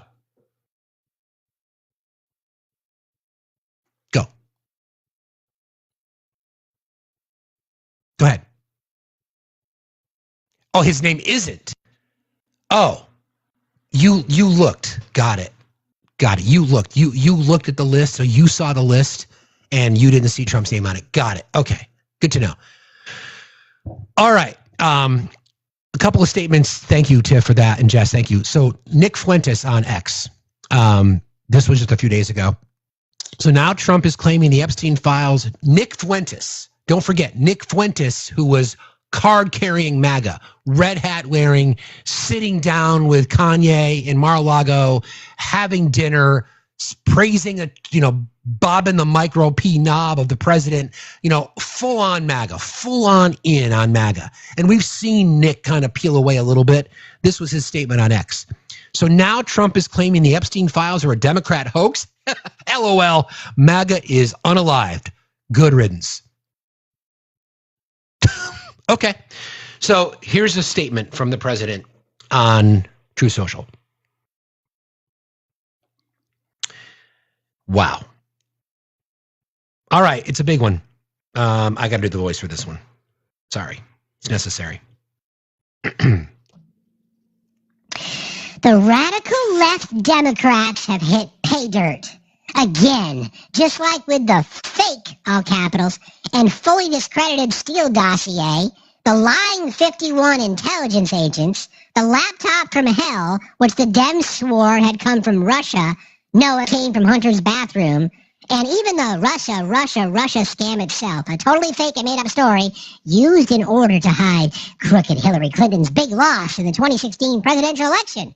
These scams and hoaxes are all the Democrats are good at. It's all they have. They are no good at governing, no good at policy, no good at picking winning candidates. Also, unlike Republicans, they stick together like glue. Their new scam is what will we forever call the Jeffrey Epstein hoax. And my past supporters have bought into this bullshit hook, line, and sinker. They haven't learned their lesson and probably never will, even after being conned by the lunatic left for 8 long years. I have had more success in 6 months than perhaps any president in our country's history. If by success you mean crashing the stock market, have a negative GDP for the first quarter, inflation goes up, haven't solved the wars, violating constitutional rights, disbanding this, disbanding that, lying, super successful. I've had more success in 6 months than perhaps any president in our country's history. And all these people want to talk about, with strong prodding by the fake news and the success-starved Dems, is the Jeffrey Epstein hoax. Let these weaklings continue forward and do the Democrats' work. Don't even think about talking about our incredible and unprecedented success because I don't want their support anymore. Thank you for your attention to this matter. Make America great again. He is so fucking desperate.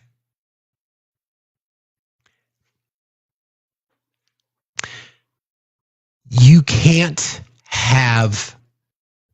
Where's that other post?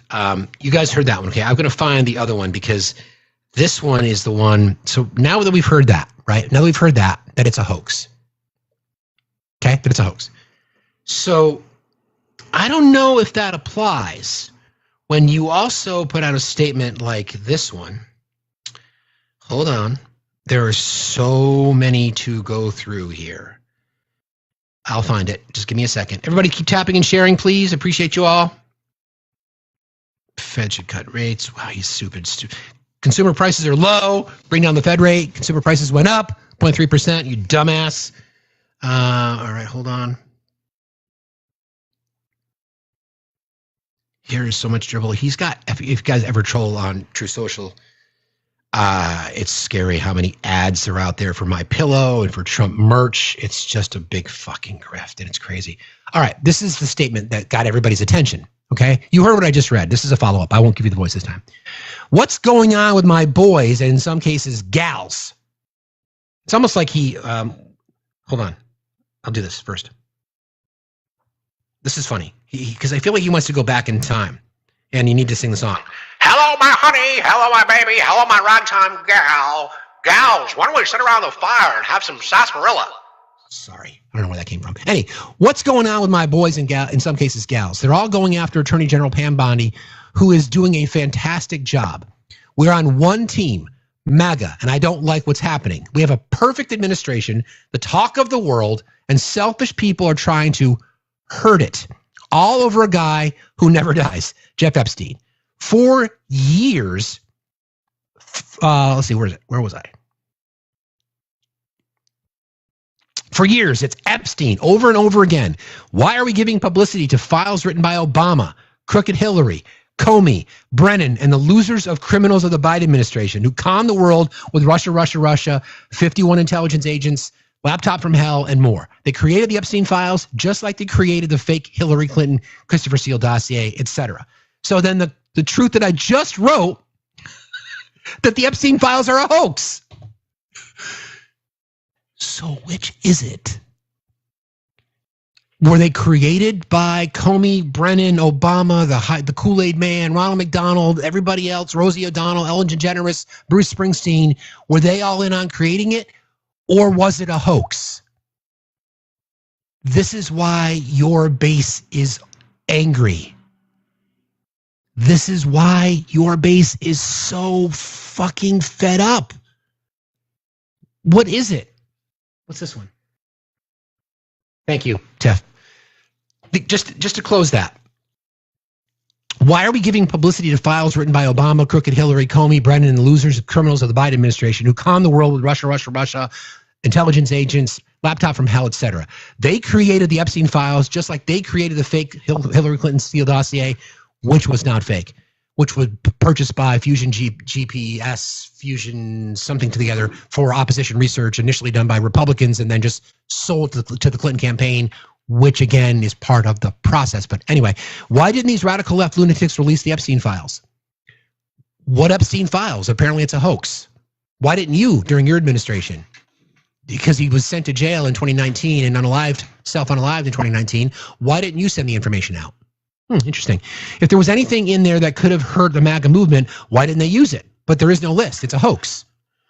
They haven't given up on the John F. Kennedy or Martin Luther King Jr. files, no matter how much success we've had, securing the border, deporting criminals, fixing the economy, energy dominance, a safer world where Iran will not have a nuclear weapon. It's never enough for some people. We are about to achieve more in 6 months than any other administration has achieved in over 100 years. And we have so much more to do.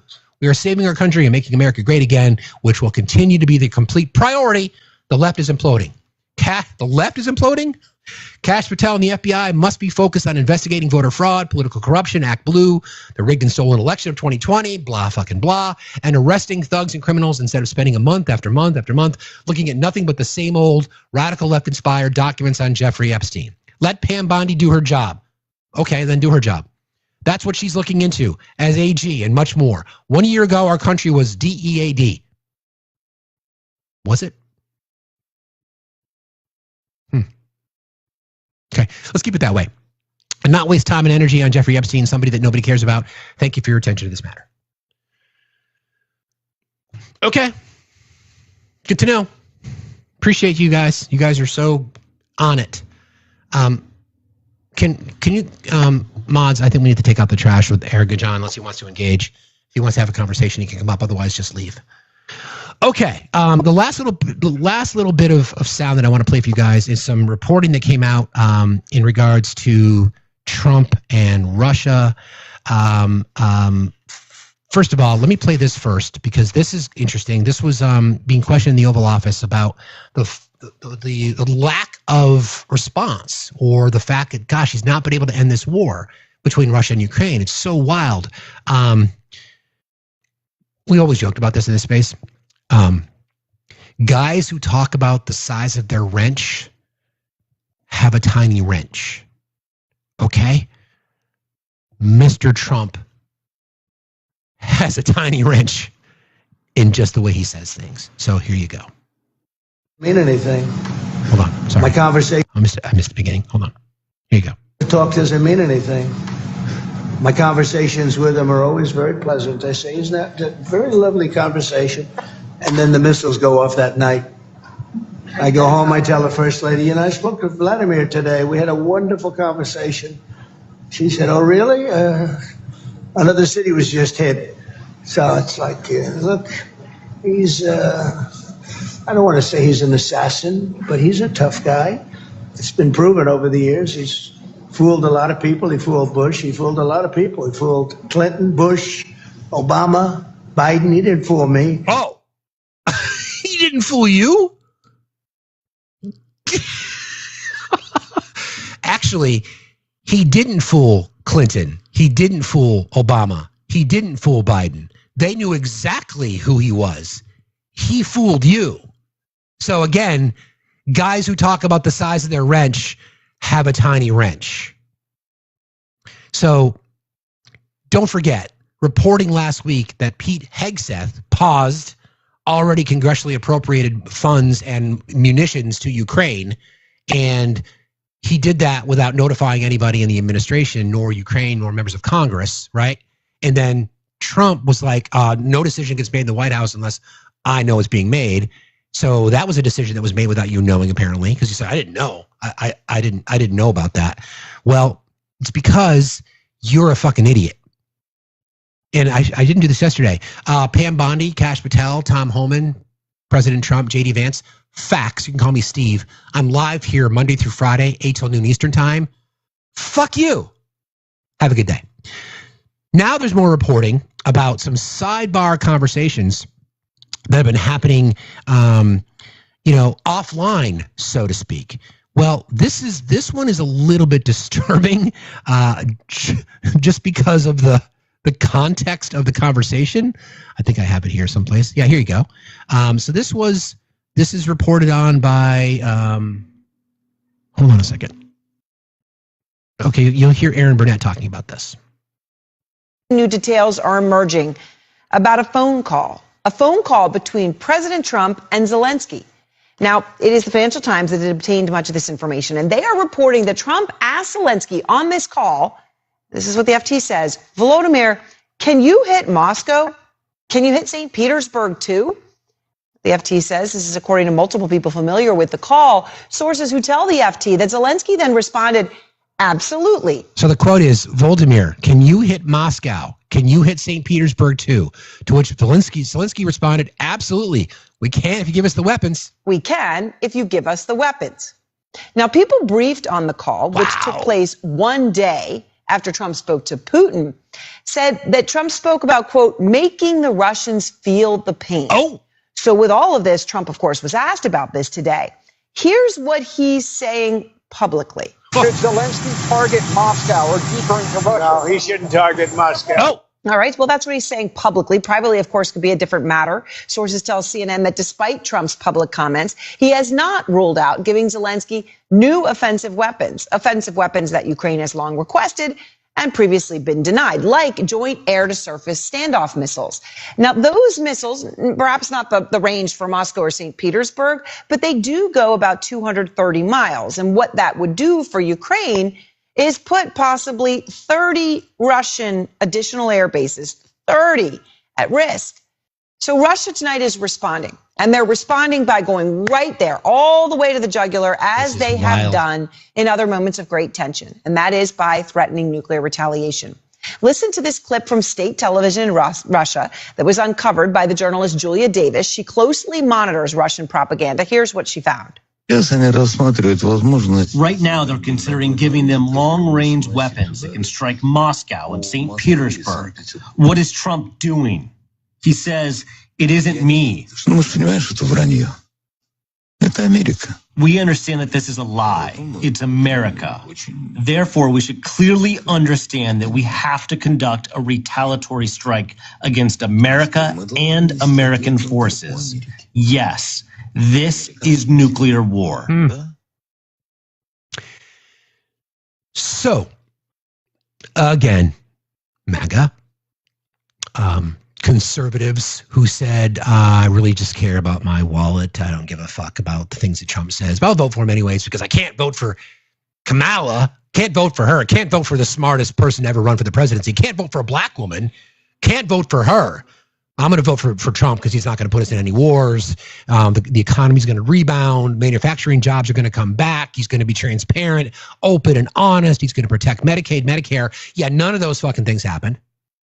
None of those things happened. And now the guy who is the peacemaker, the global peacemaker, right? Because I've got some sound on that too. Because his girl, what's her name? Triple K Caroline. Here you go. There's not a more hardworking president than Donald J. Trump. I witness it with my own two eyes every day. That man is working around the clock. He hardly ever sleeps. He's constantly thinking about not just the problems in our country here, but around this world and how to solve them. And look at what he's done on the world stage, bringing peace to the Middle East, withdrawing Russia and Ukraine to actually talk directly for the first time in this war in years. We see what's happening with the hostages coming out of Gaza, and he's going to keep pushing until every last hostage is out. This is a president who is a peacemaker in chief, and it cannot be overstated how successful the first 6 months of this administration have been thanks to the leadership of President Trump. Peacemaker in chief. Okay, that's cool. Yeah, that's Triple K Caroline. So again, if the reporting is true and all we are doing is sharing the information that there is reporting that these were comments that were said to Volodymyr Zelensky, can you reach Moscow? Can you reach St. Pete? Zelensky's like, yeah, we can. If you can give us the weapons, we can do it. They've proved that they can do that. So there you go.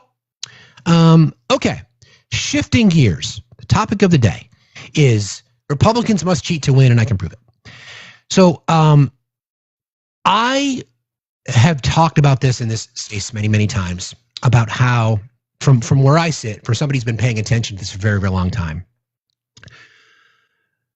conservatives, Republicans, especially in the last 35 years, cannot run on policy. Okay, they claim that they can, but they don't ever do the things that they claim they're going to do. Like, for example, transparency into government. Like, for example, not being spendaholics, not spending like a teenager. Like, for example, being deficit hawks, not wanting to balloon the deficit. Like, for example, protecting Social Security, Medicare, Medicaid, and then not doing those things. Saying that they support veterans and then having to be shamed publicly into voting for things like the PACT Act, et cetera, et cetera, et cetera, et cetera. So the only way that they can retain power is to cheat. So we're going to talk about redistricting, gerrymandering, voter suppression, all the election interference, voter fraud, et cetera. And I'm looking at this objectively. I want to make sure people understand a few things before we get too deep down that road. I've got one request from Chris first. I'll bring up Chris. Whoever president needs to raise taxes on Republicans to 98%. Good morning, Chris. How you doing? Good morning, Steve. How you doing? Listen. I'm good, buddy. What's going on? Let's not forget where KK Caroline's from. Good point. She's from New Hampshire. She's from New Hampshire, so we all know this. But what I really want to do is I want to get someone from MAGA to explain to me that if Obama and Comey made up the Epstein files to hurt Trump, why did they never release the Epstein files to hurt Trump? Exactly. What's the point of making something up to hurt somebody and not using it to hurt the person? It's a real good point. Why did they could have done all these things to hurt Trump? Why did they do it? Why didn't they do it? I heard the files were actually on Hunter's laptop next to Hillary's emails, and they were being made in Benghazi. But that's just what I'm hearing. Yeah, they were on Hunter's hard drive. Hard drive, yes. Yep. It's amazing how they'll pretzel themselves to try to explain this. It's just it's ridiculous.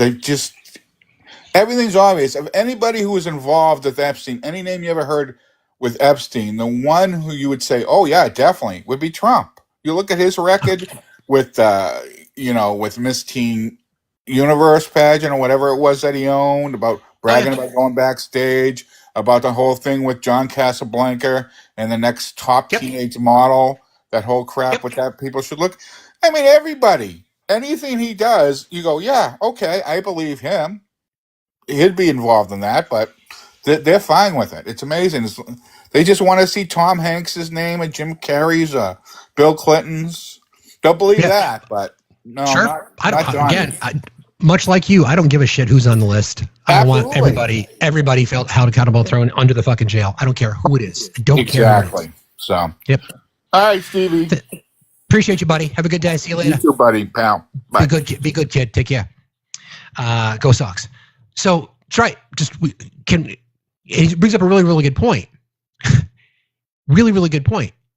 If the government, the deep state with Brennan, Comey, Obama, Clinton, whomever else, if they created this list to harm Trump, then why didn't they release the list?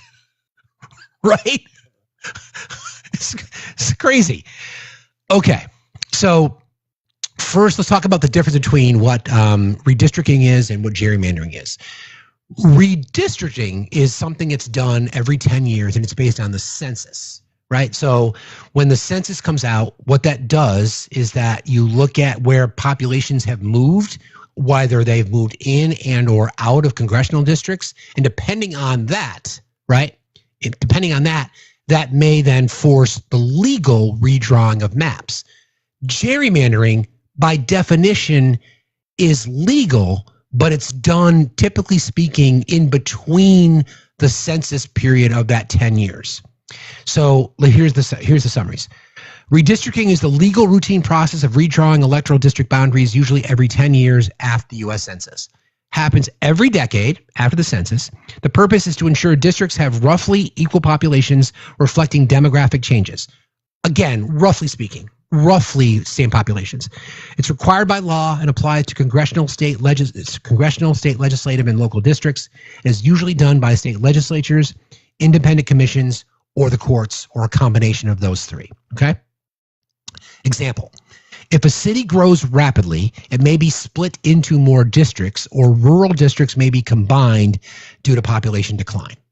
Okay? Gerrymandering is when redistricting is manipulated to unfairly benefit a particular party, group, or incumbent. The goal would be then to maximize political advantage, not fair representation. Two techniques. Cracking, which is diluting the voting power of the opposing party's supporters across many districts, or packing, concentrating opposition voters into a few districts to waste their vote. Often criticized as undemocratic, even when technically legal. An example, a state that's 50-50 Democrat and Republican draws a map that results in 10 Republican seats and 3 Democratic ones, not because of geography, but because of a carefully drawn lines. That's what the Republicans do. Democrats have done it as well. There's no denying that. This is here. We're here to have an objective conversation about this, but it's not even close as to how often the Republicans use it. I think it's important to talk about this now because there's reporting from that Texas, under the direction of Greg Abbott, wants to redraw congressional maps. I think it's important because it would be an example of gerrymandering. And the president has actually come out and discussed it. I have the sound somewhere on that issue. Give me a second. Somewhere. Maybe I don't.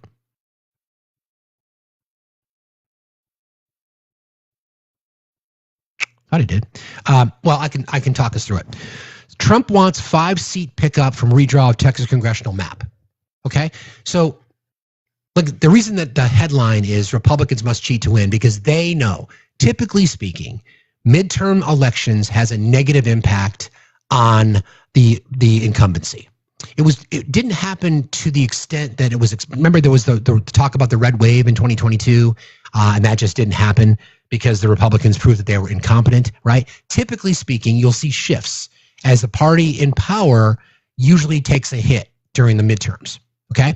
So the expectation is that Democrats are going to regain control of the House. The Senate's going to be a little bit harder just because the timing of the map is weird. The next election cycle is much more favorable for Dems, the states that they have to protect and those that are vulnerable, although we'll see. So because the Republicans in Congress at Trump's direction know that they are going to lose power if they just leave it up to the voters, instead they want to cheat and gerrymander districts so that they can retain power. If you could run on your policies, if you could run on your legislation and or your successes, then you wouldn't need to do that. Okay? The Senate is DEI for Republicans. You're absolutely right. So Trump wants lawmakers in Texas to redraw the state's congressional district map to give Republicans 5 more House seats, he told reporters Tuesday. Quote, there could be some states we're going to get another 3 or 4 or 5 in addition Texas would be the biggest one, he said. Just a simple redrawing, we pick up 5 seats. Literally telling you out loud, this is how fucking stupid he is. Literally telling you that we're just going to redraw the maps. We can't run on policy. We can't run on democracy. We can't give voters the ability to express their voices, because the way it should work is voters should choose their candidates.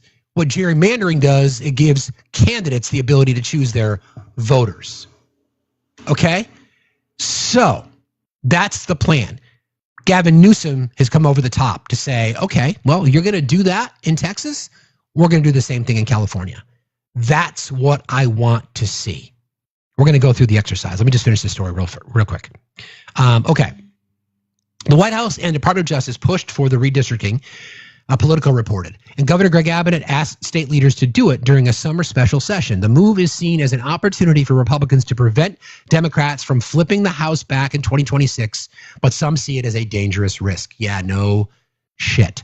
Democrats currently control 12 of Texas's 38 congressional districts. A 13th district anchored by downtown Houston is currently vacant, but was controlled by Democrats until the death of Rep. Sylvester Turner last March. Special election, I think we're waiting for that to be scheduled. It's a Democrat stronghold. We'll talk about Harris County in Texas and the manipulation that Ken Paxton did to disenfranchise voters in that community. We'll get into that in just a moment. Putting more Republican voters in Democratic districts would make these races more competitive, but it also removes those voters from their current Republican districts, diluting the GOP advantage. Those shifts could create the potential for Democrats to win more seats in Texas than they otherwise might. They're playing a little bit of roulette with these maps, said Rep. Julie Johnson, a Democrat from Texas. In a wave election like what we have a potential for in 26, I think it makes these Republican seats more vulnerable. Trump's allusion to other states likely include Ohio, which is required by law to draw new congressional maps this year and could give Republicans up to 3 more seats. It is unclear which other states he sees as opportunities for midterm pickups. Chip Roy from Texas said, while members of Congress have no voice in creating new district maps, it might be of interest to conduct a new census before new lines are drawn. Okay. The Constitution requires a decennial census that is the basis for congressional apportionment. It typically takes years to both plan and execute a census. The numbers are kind of different than they were in 2020. So Chip Roy this looks kind of shady. So the problem is that Democrats could potentially broach this subject. What's going on here? Okay.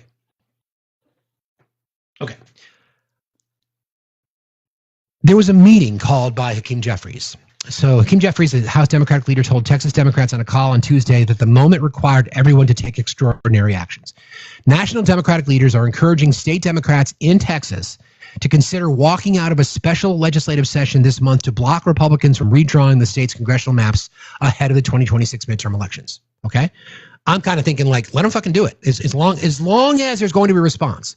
If Texas is going to do it, then California should, Illinois should, Massachusetts should. Mass won't need to because they're safe anyway. New York should, et cetera, et cetera. Staten Island, New York, and parts of Long Island, by the way, and then upstate New York are bright red. So redraw. We could literally draw at least Stefanik out of Congress potentially. But anyway, at the same time, President Trump held his own call on Tuesday with congressional Republicans in the state, urging them to carve out 5 new GOP seats from those held by Democrats, according to a person briefed in the call, which was first reported by Punchbowl News. Just spoke to our great congressmen and women of Texas, Mr. Trump wrote on social media. He added, I keep hearing about Texas going blue, but it is just another Democrat lie. Well, if you have to cheat to keep that from happening, then who's the one actually telling the lie? Funny how that works. The redistricting of House seats is supposed to come at the beginning of each decade after new census data shifts populations and changes the number of seats granted each state.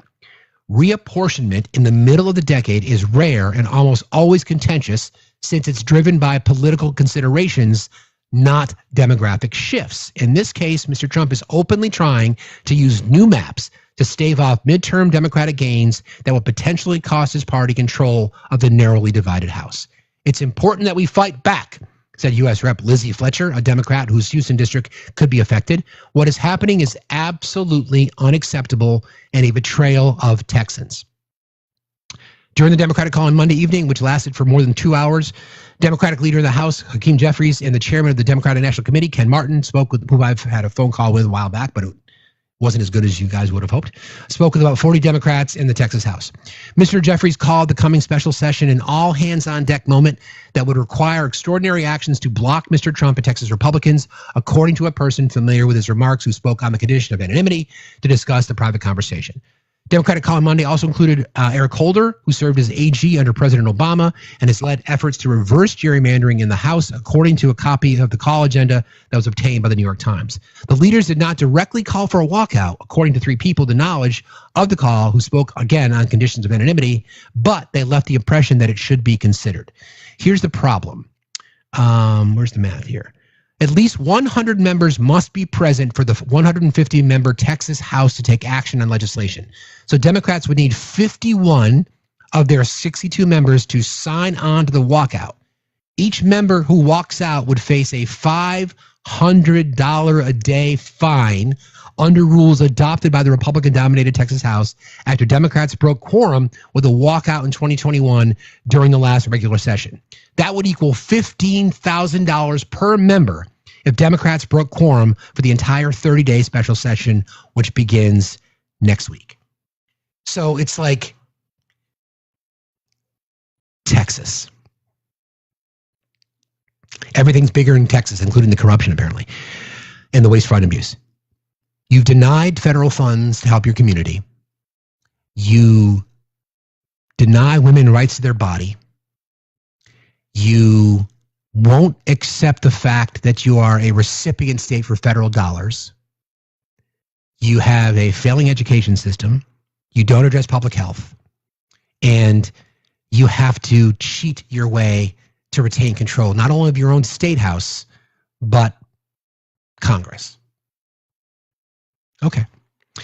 So that's sort of the breakdown. So I want to give you guys a couple of scenarios as to what the House of Representatives would look like if Democrats gerrymandered the way that Republicans do. Okay? Before I do that, I want to go through the exercise. I think it's important for this conversation that we look at what states, if any, are being gerrymandered and how. I think it's necessary we can speak to this in terms of objectivity, because that's what I'm trying to do. Objectively speaking, there are certain states that are off the chain when it comes to how they gerrymander their districts. But you'll see from the conversation we're about to have that it's predominantly a Republican strategy. Okay, so what I'm going to do is I'll read the story here to give you context. This comes from the Fulcrum. This is reported on the worst congressional gerrymanders of the 2020s. This was written in December of last year, December 13, 2024. The author is David Myers. With 2 post-census election cycles in the books, congressional district maps are mostly set for the remainder of the decade, which means we will know the outcomes of the vast majority of House elections before voters even cast ballots in November 2026, 28, and 30. Think about that. Like I said earlier, the way democracy is supposed to work is that voters choose their candidates. Because these maps are drawn along such political lines and not population or demographic lines, it is basically the results going in. So when they talk about how, there's only 15 seats that are up for grabs, that's because of the complexion of these districts, right? MTG is in a bright fucking red district that's been gerrymandered the shit out of. There's no way she's going to lose an election. If it was up to the voters and the maps were drawn according to census lines and the way that bipartisan commissions are supposed to draw them, then things might look different. So we're going to get into that in a moment. The exercise that I went through is mind-boggling if Democrats were to gerrymander the same way that Republicans do. We'll talk about that in a moment. It's because most states allow politicians to draw district maps, enabling them to use voter data to create maps that favor the party that controls the legislature. Both parties use practices like cracking and packing, which we went through earlier. Cracking would be breaking up strong partisan congressional districts. Packing would be jamming smaller districts into one to make it a larger likely partisan control district. Both parties use practices like cracking and packing to divide minority party communities across multiple districts or combine them into a few districts as possible, all to guarantee control in future elections. This practice is known as gerrymandering, and when practiced for partisan purposes, it is legal, according to the Supreme Court. 5 years ago, we asked a number of redistricting experts to identify the worst examples of gerrymandering. But since states have since drawn new districts, it's time to revisit the maps and see which ones stand out for all the wrong reasons in this decade. So the people that were aggregated and asked questions, these are their backgrounds. David Daly, senior fellow at Fair Vote and author of Rat Fucked, Why Your Vote Doesn't Count. Mark Gaber, senior director of redistricting at the Campaign Legal Center. Nicholas Seabrook, chair of the Department of Political Science and Public Administration at the University of North Florida, and author of One Person, One Vote, A Surprising History of Gerrymandering in America. Emma Schutter, an anti-gerrymandering expert who represent us, and then Sam Wang, director of the with our own judgment serving as tiebreakers in some cases. So these people are experts. These people have been studying this for a very, very long time. Okay? It doesn't list their political affiliation. It just talks about what their background is. Okay? According to Schucker, gerrymandering was not as pervasive this decade as it was in the past. The maps after the 2020-22 redistricting cycle are overall better than those after the 2010-2012 cycle. This is a result of a few dynamics. Some states passed redistricting reforms, including independent redistricting commissions. Some states elected divided governments, which resulted in compromise and fairer maps. We also don't see as many egregiously shaped districts as in prior redistricting cycles. A common dynamic we do see, though, is a reduction in overall competitiveness out of a lot of states. Wang agreed. So these are, in their estimation, the districts that are the most heavily gerrymandered in our country. Okay, and yes, MAGA, there are Republican and Democrat districts on this list, but I will read to you the context as it's described by each of these districts. Salt Lake City. Utah's largest city went for Joe Biden by double digits in 2020, and the state often elects a Democratic lawmaker to Congress. Not anymore. Lawmakers, ignoring a statewide initiative that banned partisan gerrymandering, sliced the county into 4 pieces, attached a section to each congressional district, and ensured a 4-0 GOP delegation. Okay? A narrow strip of Illinois. Perhaps the most egregious Democratic drawn gerrymander on the current congressional map is in Illinois. The worst example is the 13th district, which connects disparate pockets of Democratic voters in Champaign, Urbana, Decatur, Springfield, and East St. Louis. The district splits 6 counties as well as multiple townships, cities, and even precincts, contributing to a 14-3 Democratic edge in the state overall. Not good. Nashville. Victoria, if you're listening. Nashville is split among 3 congressional districts, leaving Tennessee's largest city with no dedicated representative in Congress and ensuring that Republicans will carry all congressional districts except Memphis. The entire congressional district that is Nashville was cut up because the population was becoming more and more liberal. And they didn't want Democrats. So what they did is they just redrew the maps. Jacksonville, Matt Gaetz's district, right? I think so. Florida engaged in racial gerrymandering by eliminating a majority black district in northern Florida, drawing the significant black voting age population in Tallahassee and Jacksonville in with much redder neighboring areas to eliminate the ability of those black voters to elect their representative of choice. North Carolina. Court approved cracking in North Carolina. Remember, cracking, breaking up a congressional district, right? As opposed to packing, which would be packing. So what would happen in Florida is that they packed other districts that would not support a black candidate in Jacksonville so that it could become a Republican district. All right? In 2022, a state Supreme Court in North Carolina struck down a partisan gerrymander, putting in place a much fairer map. But the election of several Republicans to the court led that court to reverse itself in 2023. At that point, the legislature promptly passed a plan that will elect at least 10 Republicans out of the 14 seats in this 50-50 state. The 6th district is nestled between Winston-Salem, Greensboro, and Charlotte, and to create a safe Republican district. Now, why would you do that? Why? 50-50 state. Shouldn't the legislature be 50-50? Shouldn't the congressional districts be 50-50? That's how it's supposed to work. You can't have it both ways. The gap in Ohio, okay? The efficiency gap in Ohio. A politician-based commission drew a map that could make as many as 13 out of 15 Ohio seats Republican. The 15th district tiptoes right up to Columbus in the east, and then dodges Springfield in the south to create a safe Republican district. Again, they know where their voters are. It's are choosing their voters as opposed to the other way around. Houston. This one's complicated.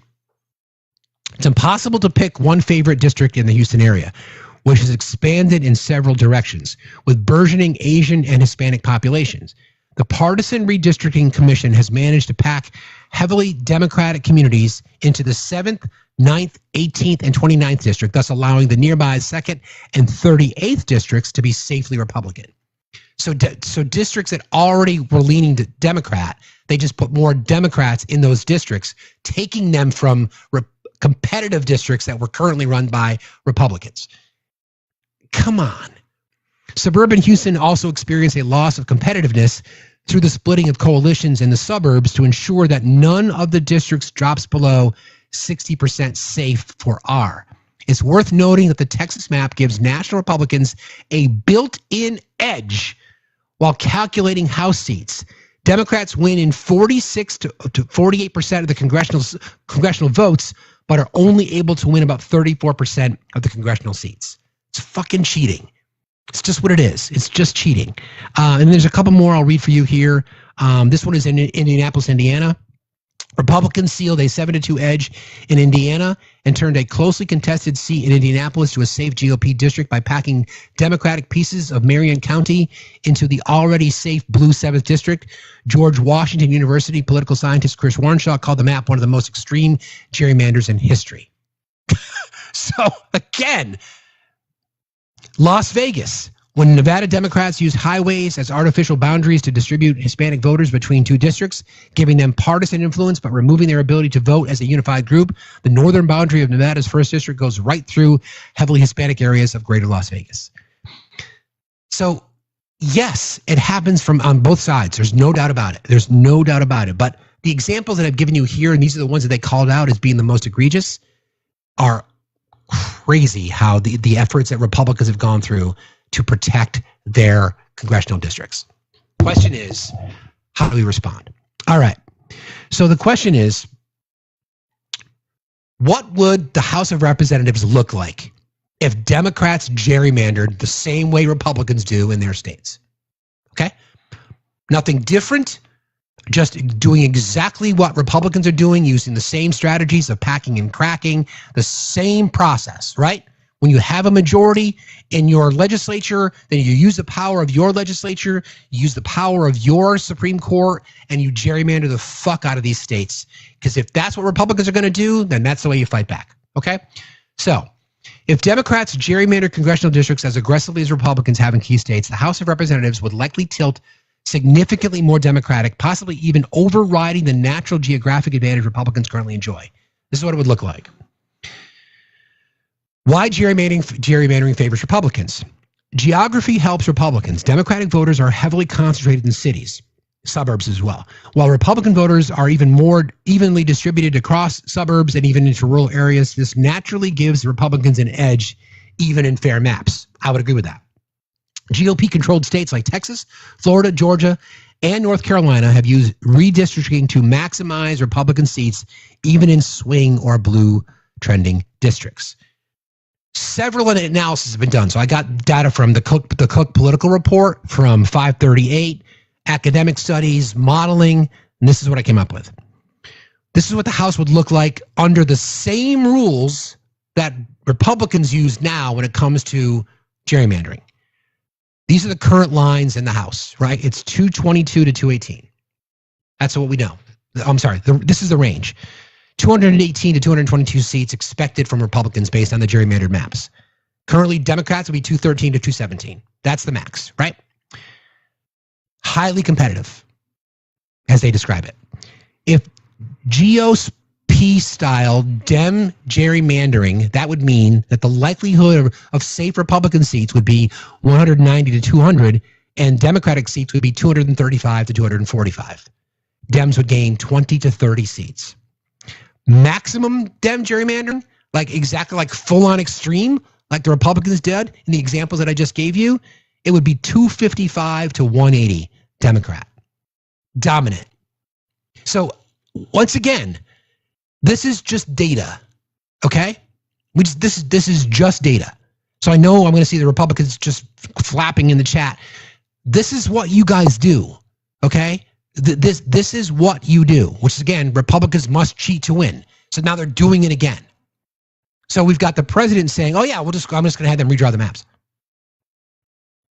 Just going to have them redraw the maps. Yeah, let's just redraw the maps because we can't lose. I'm still going to have 2 years of my presidency. I don't want to go through another impeachment, right?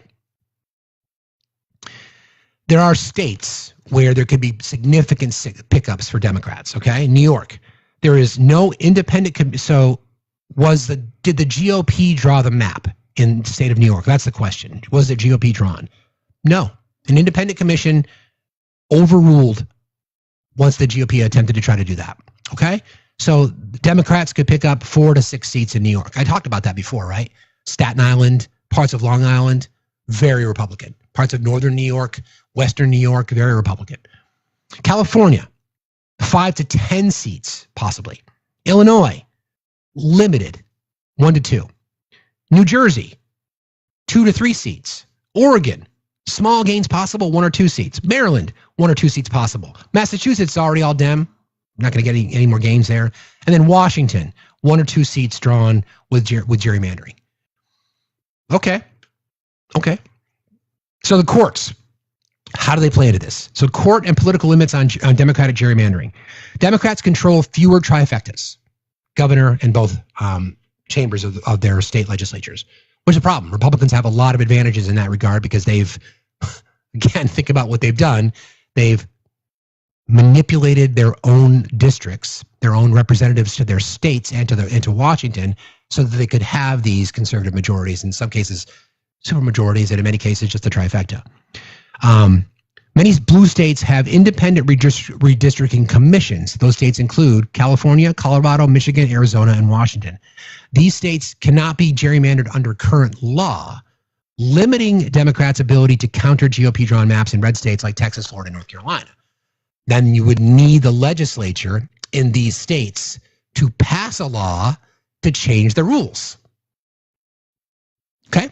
So, California, Colorado, Michigan, Arizona, and Washington have anti-gerrymandering laws on the books. So they abide by the redistricting rules, which is based on the census every 10 years. So you would just need to change the law. Okay? That's the question. Is that going to happen? If Democrats were as aggressive and unconstrained as Republicans are in redistricting, they could consistently win the House with minority national vote shares, just as Republicans have done in certain cycles.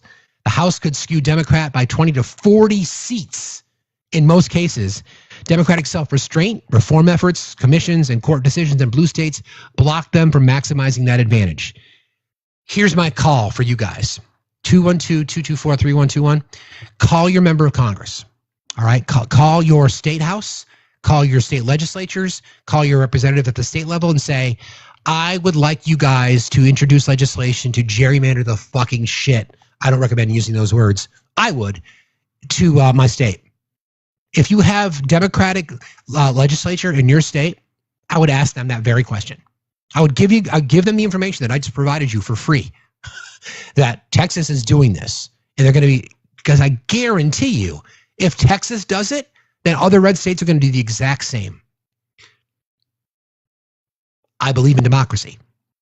I really, really do. I believe in the voice of the people, which is why I'm so adamant every single day about reminding people that democracy is not a spectator sport. You need to fucking get involved. This is getting involved. If they want to fucking cheat, then we'll cheat too. And we have more potential pickups than they do. They cannot criticize it. They cannot say, oh, you guys are fucking. All we have to do is say, this is what you guys, this is your plan. This is what you guys do with every single election. You want to manipulate the congressional districts to favor you. Yes, Democrats have done it too, no doubt about it. Not even in the same fucking ballpark. Not even in the same league. All right, let's go a little bit deeper into this.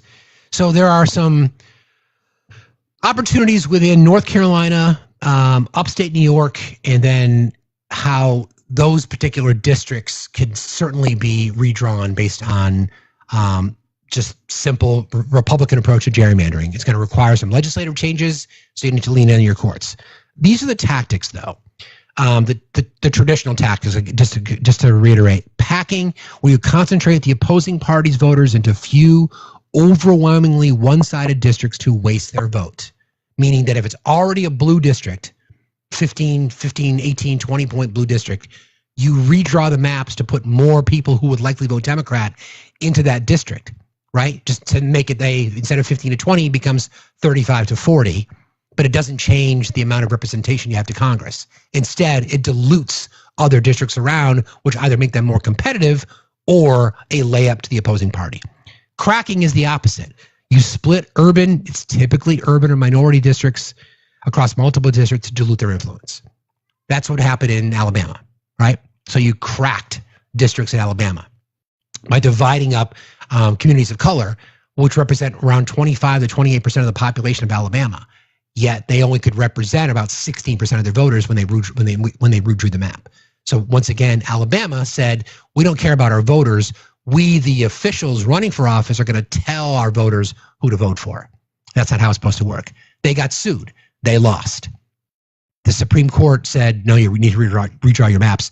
They ignored that decision. They got sued again. Supreme Court said, you need to do this. Finally, an independent third party, reset my gift goal, thank you, I will. Independent third party came in and said, you need to redraw your maps because you're violating the Voting Rights Act, you're voting, whatever it might be. Just proving my point, what do I want to use? I'll use, we'll do the Journey Pass. Never used that one before. There we go. Thank you for the reminder. Cracking, splitting up urban or minority strongholds across multiple districts to dilute their influence, and then tie-breaking, design a district shape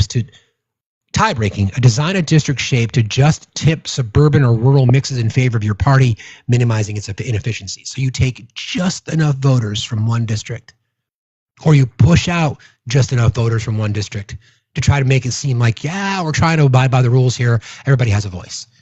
This, let's cut to the chase here. This is a Republican tactic. Gerrymandering is a Republican tactic. Yes, Democrats do it. There's no doubt about it. But it is an absolute Republican tactic. They do it more frequently, they do it more nefariously, and they do it more dangerously.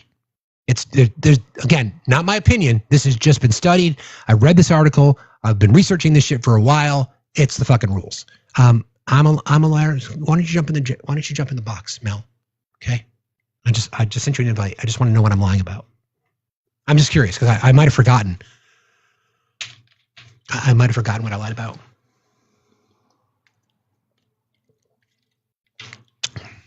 Okay, guess not. Didn't think so. The Brennan Center estimates that current GOP gerrymandering creates about a 16-seat advantage for Republicans in 2024, even before the election started. Because of the gerrymandering, they already had a built-in advantage. Which, if you think about that, when you have a built-in advantage based on gerrymandering, and it's 16, and you lost some of those seats, that should tell you a lot, right? So their margin is what, 5 or 6 in the House when they're full assembly? I think it's 4. So they have a 16-seat advantage already built in based on their gerrymander districts, and they lost some of those. If Democrats applied the same intensity in states without independent commissions, they could flip 30 seats. 30. We're not talking about 1 or 2. We're not talking about 5 or 10. We're talking 30 seats. Why Democrats can't currently do it nationwide? Independent commissions in key states like California, Colorado, and Michigan block aggressive partisan mapping. You can, again, write a law to change that, though. Court oversight in some states like Pennsylvania, Wisconsin further limits overt gerrymanders. Like I've said before, I believe in democracy. So I respect the decision of these judges, especially the liberal courts, to say this is just completely egregious. You are absolutely denying voters their voice. Well, I don't know. If that's the game that they're going to play, then we're already fighting with one hand tied behind our back. That's their entire fucking strategy, is we cannot win on policy. We've been liars. We're going to cut their benefits. And I'm going to get into that in just a second because it's fucking mind-boggling, the timing of the big, beautiful piece of shit fucking bill. So that's going to be a bit of a problem. The independent commissions, you can work around that by just passing legislation that just says, we're going to do away with an independent commission. Instead, we're going to allow the state legislature to draw the maps, which is what they do in red states. And then Republicans maintain more trifecta control with governors in both legislative chambers, giving them greater gerrymandering leverage. That is very true. If Democrats gerrymandered with similar vigor in states that they control, the House would shift heavily without winning a majority of votes nationwide, which is exactly what the right is doing now. Reform efforts, commissions, court rulings, federal standards have thus far limited Democrats' ability to mirror those tactics. I don't want to say this.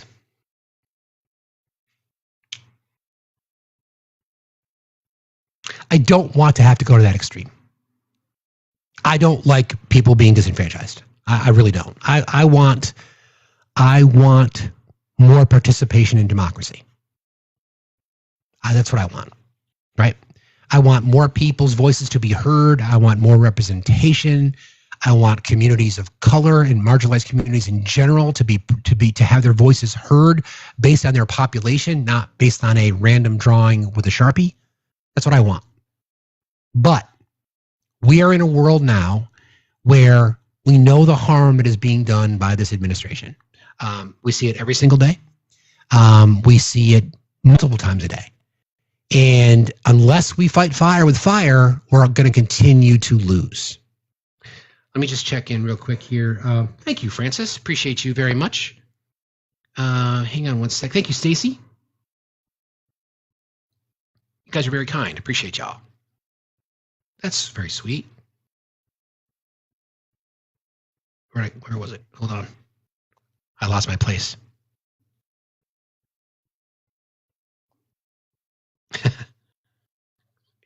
One more to check.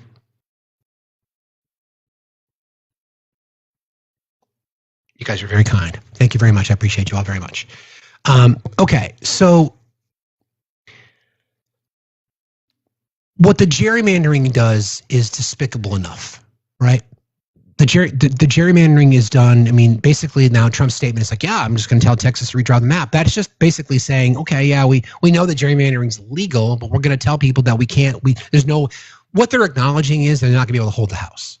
That's what they're acknowledging. And it's the strong likelihood that they're not going to be able to do that anyway. So, which is exactly why they would make this argument to say, oh, let's just gerrymander the shit out of this again. Let's tell our voters we're going to approach this with an election integrity, blah, fucking blah. All right? No. You want to run on policy? Then let's have that conversation. Let's run on policy. It's an easy conversation. It's an easy conversation. So let's look at some examples of voting rights being violated, because this is how it's also related, right? So it's one thing to gerrymander. It's bad enough. But then when you start to violate people's rights to vote by creating new laws, telling women that they make sure that their name has to match their birth certificate, all the bullshit, massive impact on the trans community, And, so these are all the things that they have to do because they're afraid of voters. What's the Thomas Jefferson quote? Not verbatim, but tyranny is when the government is afraid of its people. Liberty is when the other way around. Tyranny is when the people are afraid of the government. Liberty is when the government is afraid of the people. And the tyrants are afraid of the populace because they know if given equal access, they know if given the opportunity to not be gerrymandered and suppressed, they would rise up. Republicans, this is Texas again, Republican-led initiative in Texas to redraw congressional maps mid-decade have aimed to preserve GOP control. The efforts are accused of diluting the voting power of Black and Latino populations, and critics call this undemocratic political manipulation. Of course. And what you're going to find in most of these examples that I give you, it's always communities of color. Always. It's always that case. Always.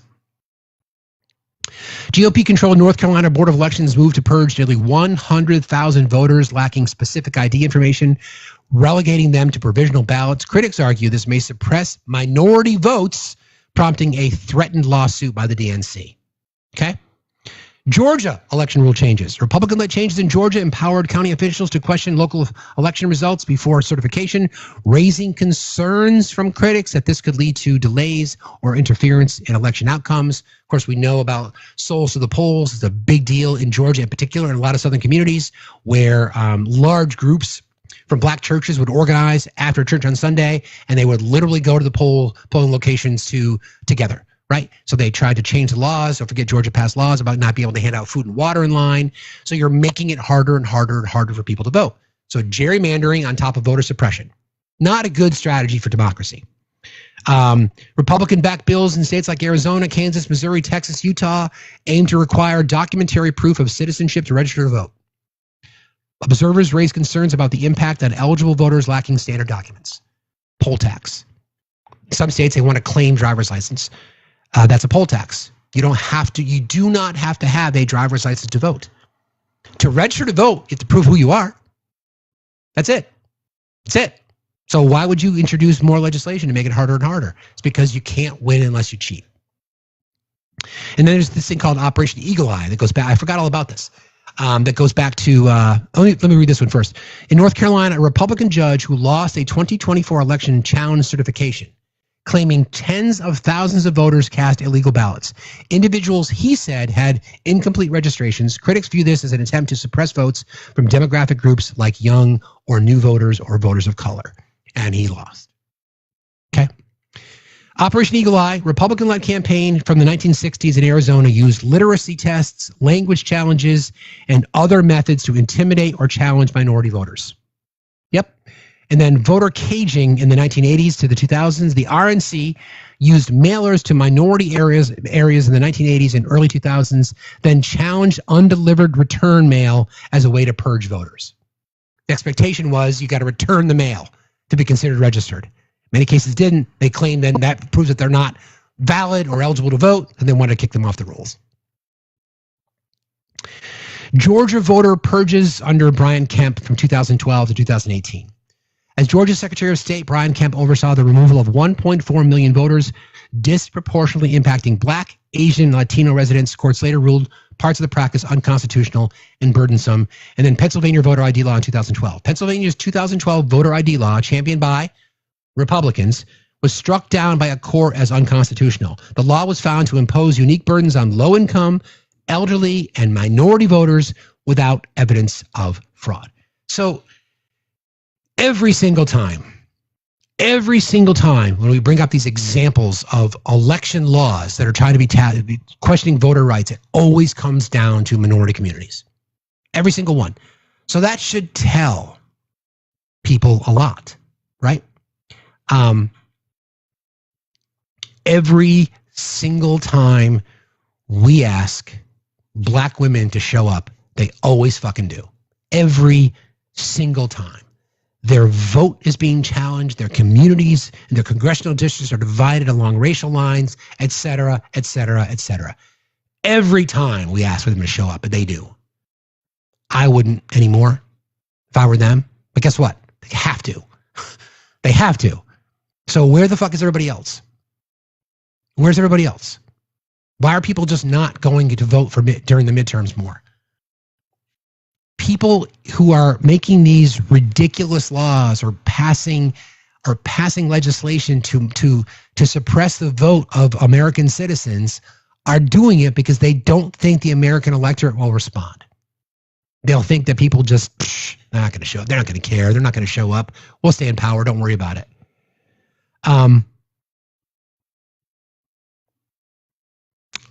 North Carolina State Board of Elections controlled by Republicans approved a plan to purge over 100,000 voters from the rolls ahead of 2025 local elections and 2026 midterms. The targeted voters had incomplete registration, so they claim, often missing documentation required by a recently passed GOP-backed voter ID law. Instead of being fully removed, they would be forced to cast provisional ballots, which are less likely to be counted. Provisionals are like the last group of ballots to be counted. Democratic National Committee has threatened legal action, arguing that this disproportionately affects young voters, persons of color, and naturalized citizens. The critics say this is a form of soft voter suppression, making it harder for eligible voters to participate. The timing close to upcoming municipal elections raises suspicions of partisan motives. GOP officials claim that the move is about election integrity and ensuring that only fully documented voters are on the rolls.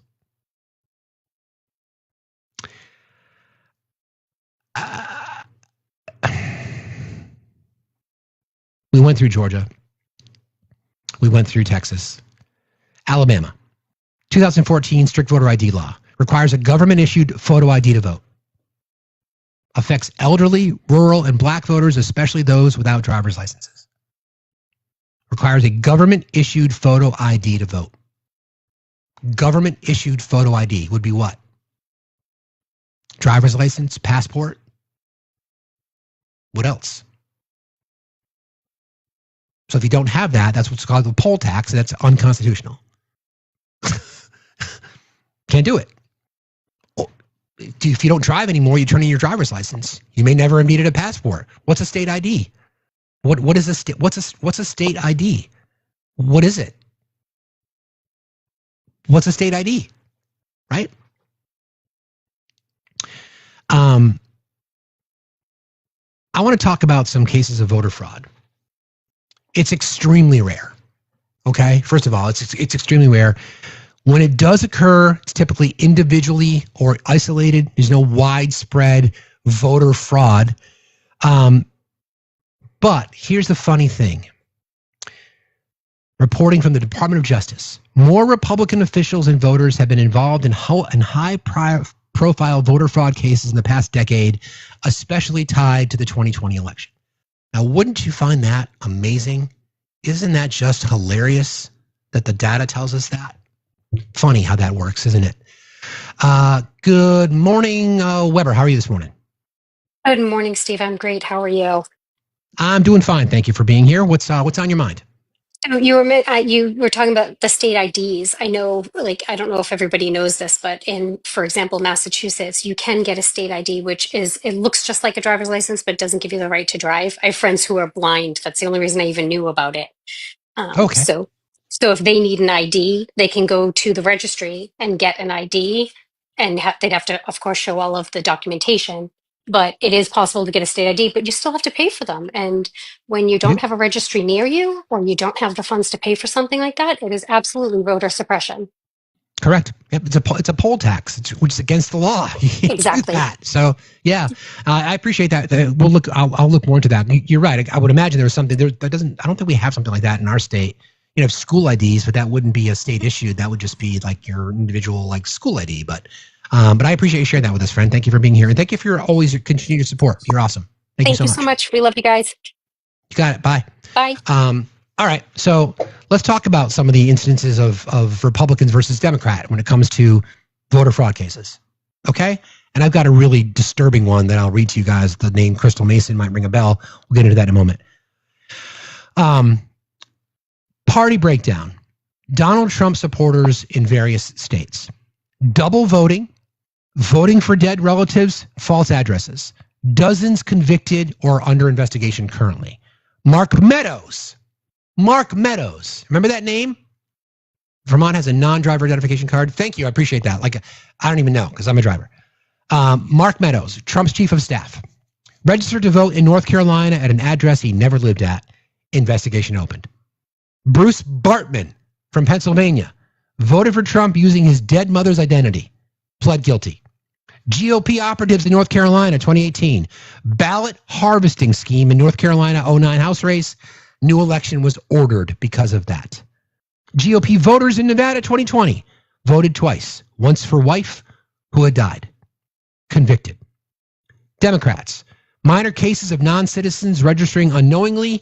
Isolated incidents. Most charges were dropped and cases were dismissed. A few isolated false registrations, for example, in 2008, Acorn workers falsified voter forms, not ballots. Low-level workers were fired. Acorn was dissolved. The big one, though, Crystal Mason. This is the story of Crystal Mason, okay? I did not know all the details. Crystal Mason thought that she was performing her civic duty by filling out a provisional ballot in the 2016 election. She didn't know it would land her a 5-year prison sentence, upending her family and the life she had built. At the time, Ms. Mason was on federal supervised release, a preliminary period of freedom for individuals who have served their full time of incarceration in federal prison. Ms. Mason didn't know, and nobody told her, that the state considered her ineligible to vote while on supervised release. Because her name didn't appear on voter rolls, she'd filed a provisional ballot consistent with federal law. The state never counted her ballot, but has still sought to send her to prison for innocent mistake. The state of Texas prosecuted Crystal Mason,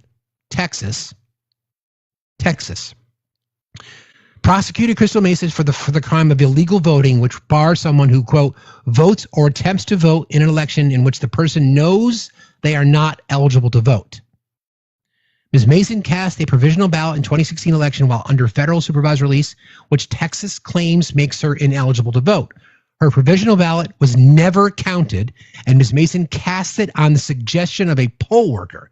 She did not know that the state considered her ineligible to vote at the time, but she was still convicted in March of 2018 and sentenced to 5 years. Ms. Mason said, "I thought I was performing my civic duty and followed the election process by filling out a provisional ballot." Do you want to take a guess as to what Crystal Mason's complexion is? Anybody want to have a guess? You probably know. Yeah. So Crystal Mason, taking the advice of a poll worker in her testimony, filled out and completed a provisional ballot because she was following the direction of people. She thought she was doing the right thing. She testified to it, and the vote wasn't even counted, and they threw her in jail. Mark Meadows registered to vote, intentionally registered to vote at an address he never lived at. You think he's going to go to jail? Nope. Ballot harvesting in North Carolina, violating the law, intentional. Do you think they're going to serve time? Nope. Kind of wild how that shit works, right? Kind of wild. Hello. Tyga, how are you today? Good, how are you? Fine, thank you. What's on your mind? Well, I just joined a little bit later. I wasn't listening to what you were speaking about earlier. I don't think it's fair to say that Republicans, there's some stuff at the top there. I think you're trying to say Republicans cheat to win. Do you have any like concrete evidence of that? Like I was just going through the evidence. I'm sorry, I joined a little bit later, so I didn't get to catch some of the stuff you were saying.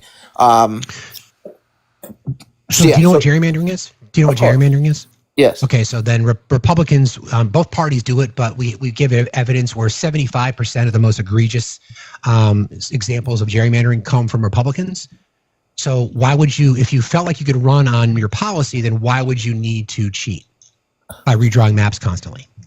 Well, that would specifically be for the House. Again, Senate, governorships, and presidency are statewide, so there's no such thing as gerrymandering for those races. But I understand your argument for congressional races. But that doesn't. Don't you think but think about that, right? Because that affects everything. So if you gerrymander your way to the House majority, then what happens? Well, then you have the House majority. Right. So again, Republicans must cheat to win. Well, a lot of the states have independent commissions where there's like 4 Democrats, 4 Republicans, and they draw up the lines. But that can be legislated. Yeah, well, I guess the problem is when Congress was enacted in 1776 or whatever those years was, they didn't have really a way to do it other than the good faith of the Congress people themselves writing it, because a lot of our government the bedrock of it is good faith actors. Again, like, you're supposed to, not take bribes and all those different things, and, having fair elections. So I guess the problem is what's the alternative? If we don't have, but even those commissions are partisan because they have to be approved by the governor. And if there's, there has to be a tie-breaking vote somewhere. So if I'm in Ohio. I think we have a commission, but they get thrown out by the Supreme Court. We're very gerrymandered in Ohio, but it's turning into a red state. But they've been trying to make it more fair. But at the end of the day, the Republican governor has the final vote. So in any kind of democratic system, there could be, I'm going to have a commission, 4 Democrat, 4 Republican. Okay, who's the governor? So it's always going to be tilted, just like the Supreme Court would be tilted, just like almost anything. So I don't really know a system that isn't going to be where there's not going to be bias and favoritism. Bias and favoritism are different than intentionally disenfranchising voters. Wouldn't you agree? I don't see much of a difference, to be honest with you. You don't? You don't see? You're going to want your party to win. Well, I mean, that's a natural. Well, feeling. No, you want democracy to win. That's the point. What you just described is the problem. What's more important? What should it be? Should candidates be choosing their voters, or should voters be choosing their candidates? Voters should be choosing the candidates. Okay, you can't do that when Republicans gerrymander the shit out of districts. You make it impossible to do that. Do you know what packing and cracking are? Yes. What are they? It's when you put a whole bunch of either minorities or Democrat voters in a district, like they pack them into Columbus, or they'll pack them into, Chicago. It's not just Democrats. Why did you say just Democrats? Well, because the Republicans will pack black people into the district and just concede that they're going to lose that district. And for example, in Michigan, there's a lot of packing and cracking because they'll pack black people into Detroit and kind of weave around the suburbs and create new Republican districts. Yeah, and Republicans will crack. And Republicans will crack up districts because they don't want the voice of the people to be heard. Like, why would you be? So think of it this way. I understand what you're saying. I agree with you. Okay. So then you would support Democrats doing the exact same thing that Republicans are doing, because the estimates are that if Democrats did nothing different, only exactly what Republicans do now, that Democrats would have 255 seats potentially in the House. Well, I think that would be.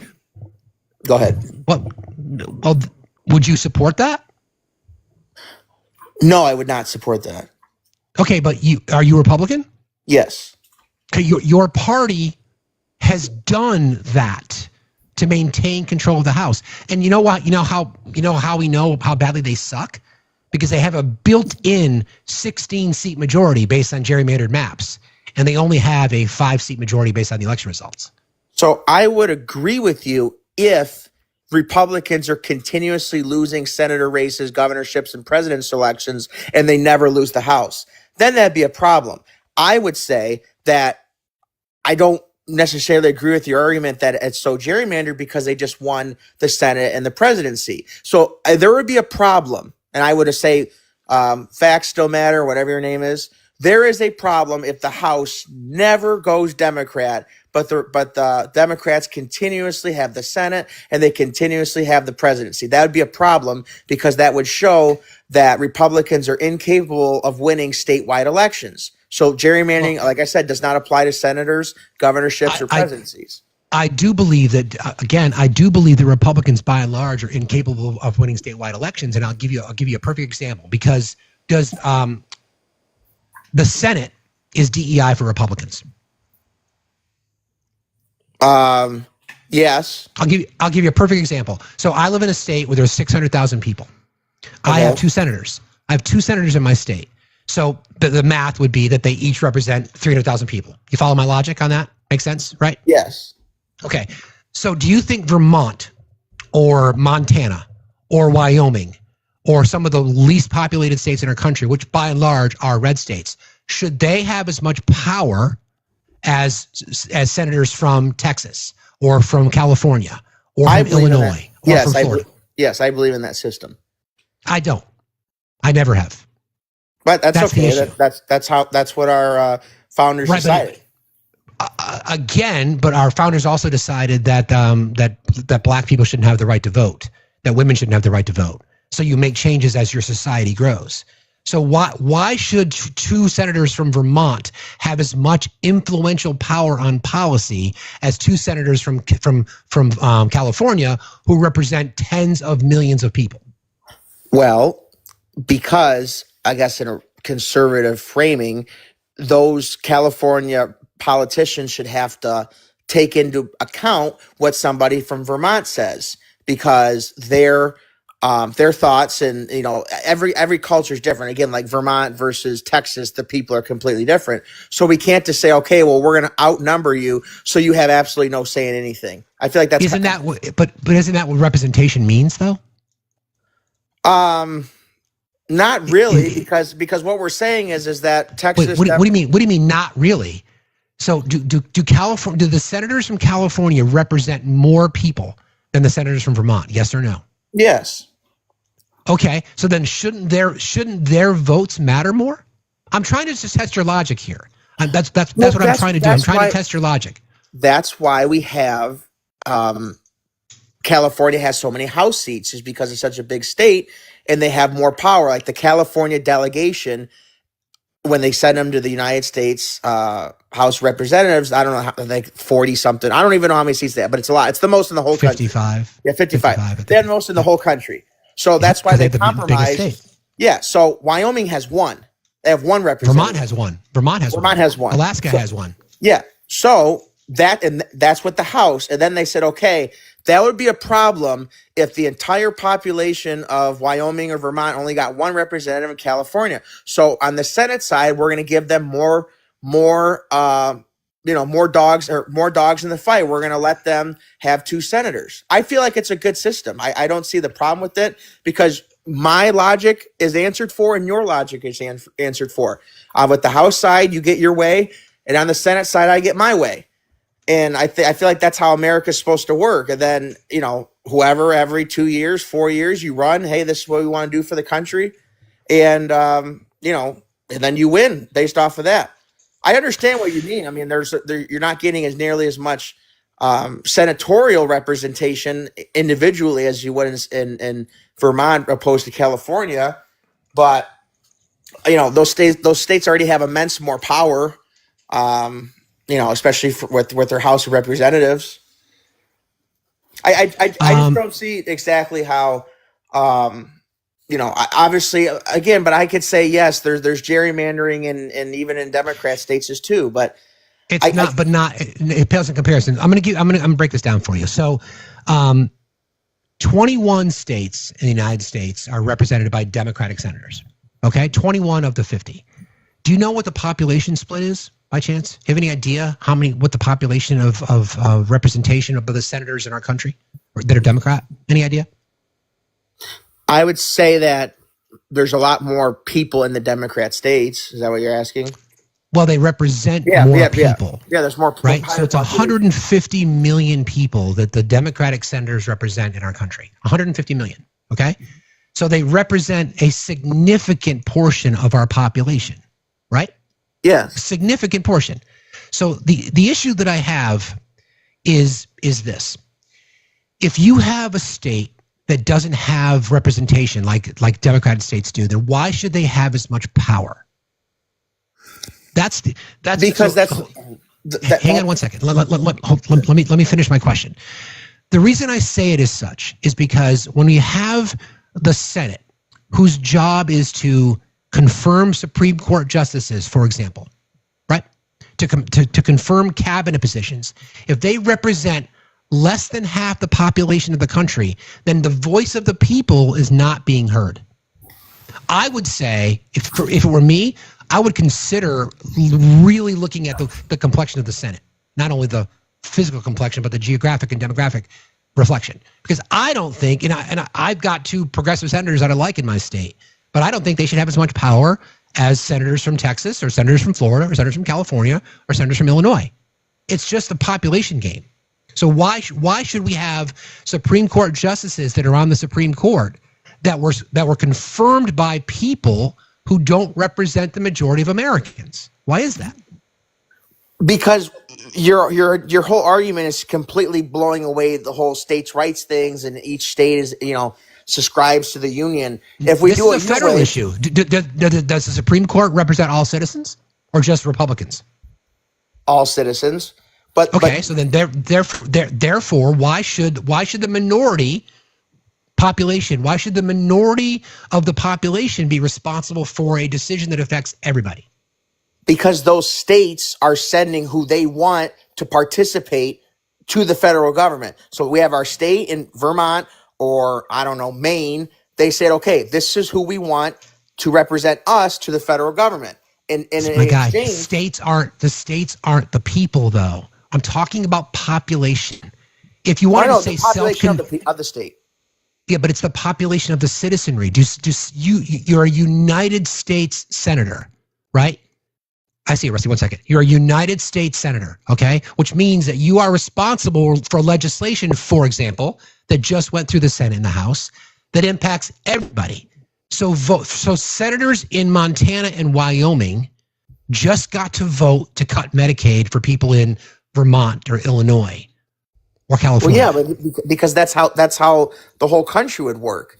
You can't say, okay, well, I only want this to affect my place and then not everybody else, because I want representation. What I'm saying, the majority of people are represented by Democratic senators, and they don't have, and that Democratic senators have the same power as people who represent significantly less voters. Okay, well, let me ask you. I don't think you understand what I'm saying. I'm understanding it now because there's so many people in the in California, New York. What system do you think would be more fair in your eyes? Like ranked choice. Ranked choice. Well, a lot of the states already have ranked choice. Alaska has ranked choice. Maine has it. That's not a lot. That's 2. I'm talking at the state level, not at the they have it in the mayoral race in New York. But more parties, and you don't want to change how many senators. Do you want to get away with the whole Senate system? Like California should have more senators. California should have 6 senators. I think California should have significantly more senators. They are the 4th largest economy in the world. They are the economic engine of our country. They should absolutely have more power. Okay, there's no doubt about it. In that system, Republicans would never win anything. They literally never. Well, maybe they should have better policy. Now, maybe if you could. Well, I mean, I thank you for walking right into the point. Maybe if they had better policy, then it wouldn't be something you'd have to worry about, because what they vote for, what conservatives vote for, are not popular. The overwhelming majority of Americans. Hold on. No, wait. The overwhelming majority of Americans, for example, believe in, this is Democrat, Independent, Republican, believe in access to responsible gun legislation. Overwhelming majority. It's like a 70-30 issue. Republicans vote against it. Democratic senators vote support it. They represent whatever the population is in California, 50 million. So they represent a large chunk of the population that says we believe in this, and that 2 senators from Wyoming can say, too bad, we don't. But that doesn't work. That's not democracy.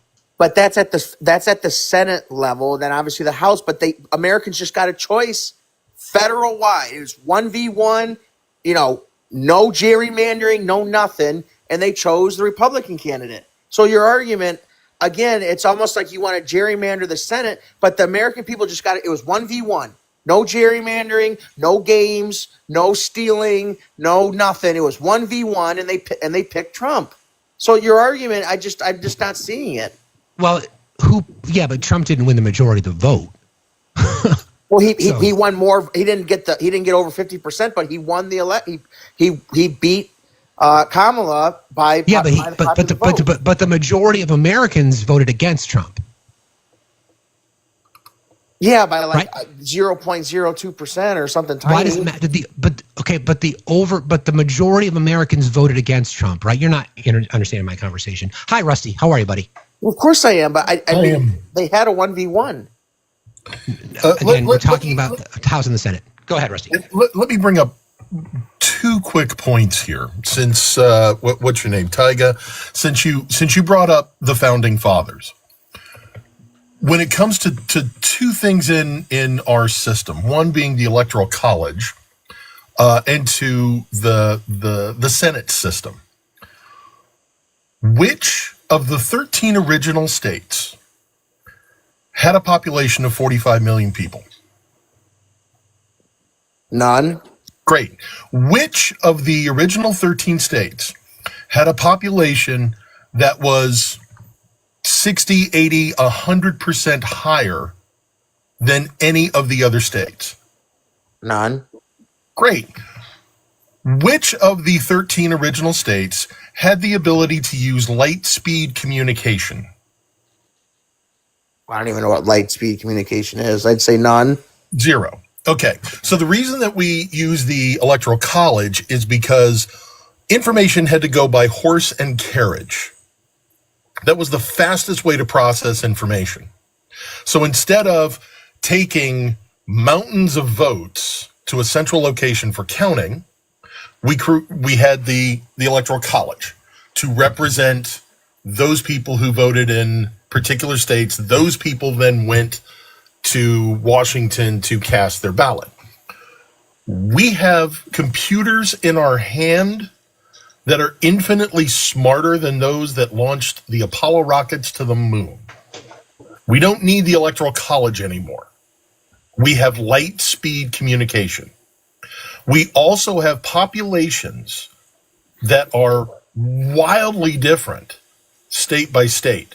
California versus Vermont. We have 45 million people here. Vermont has 600,000.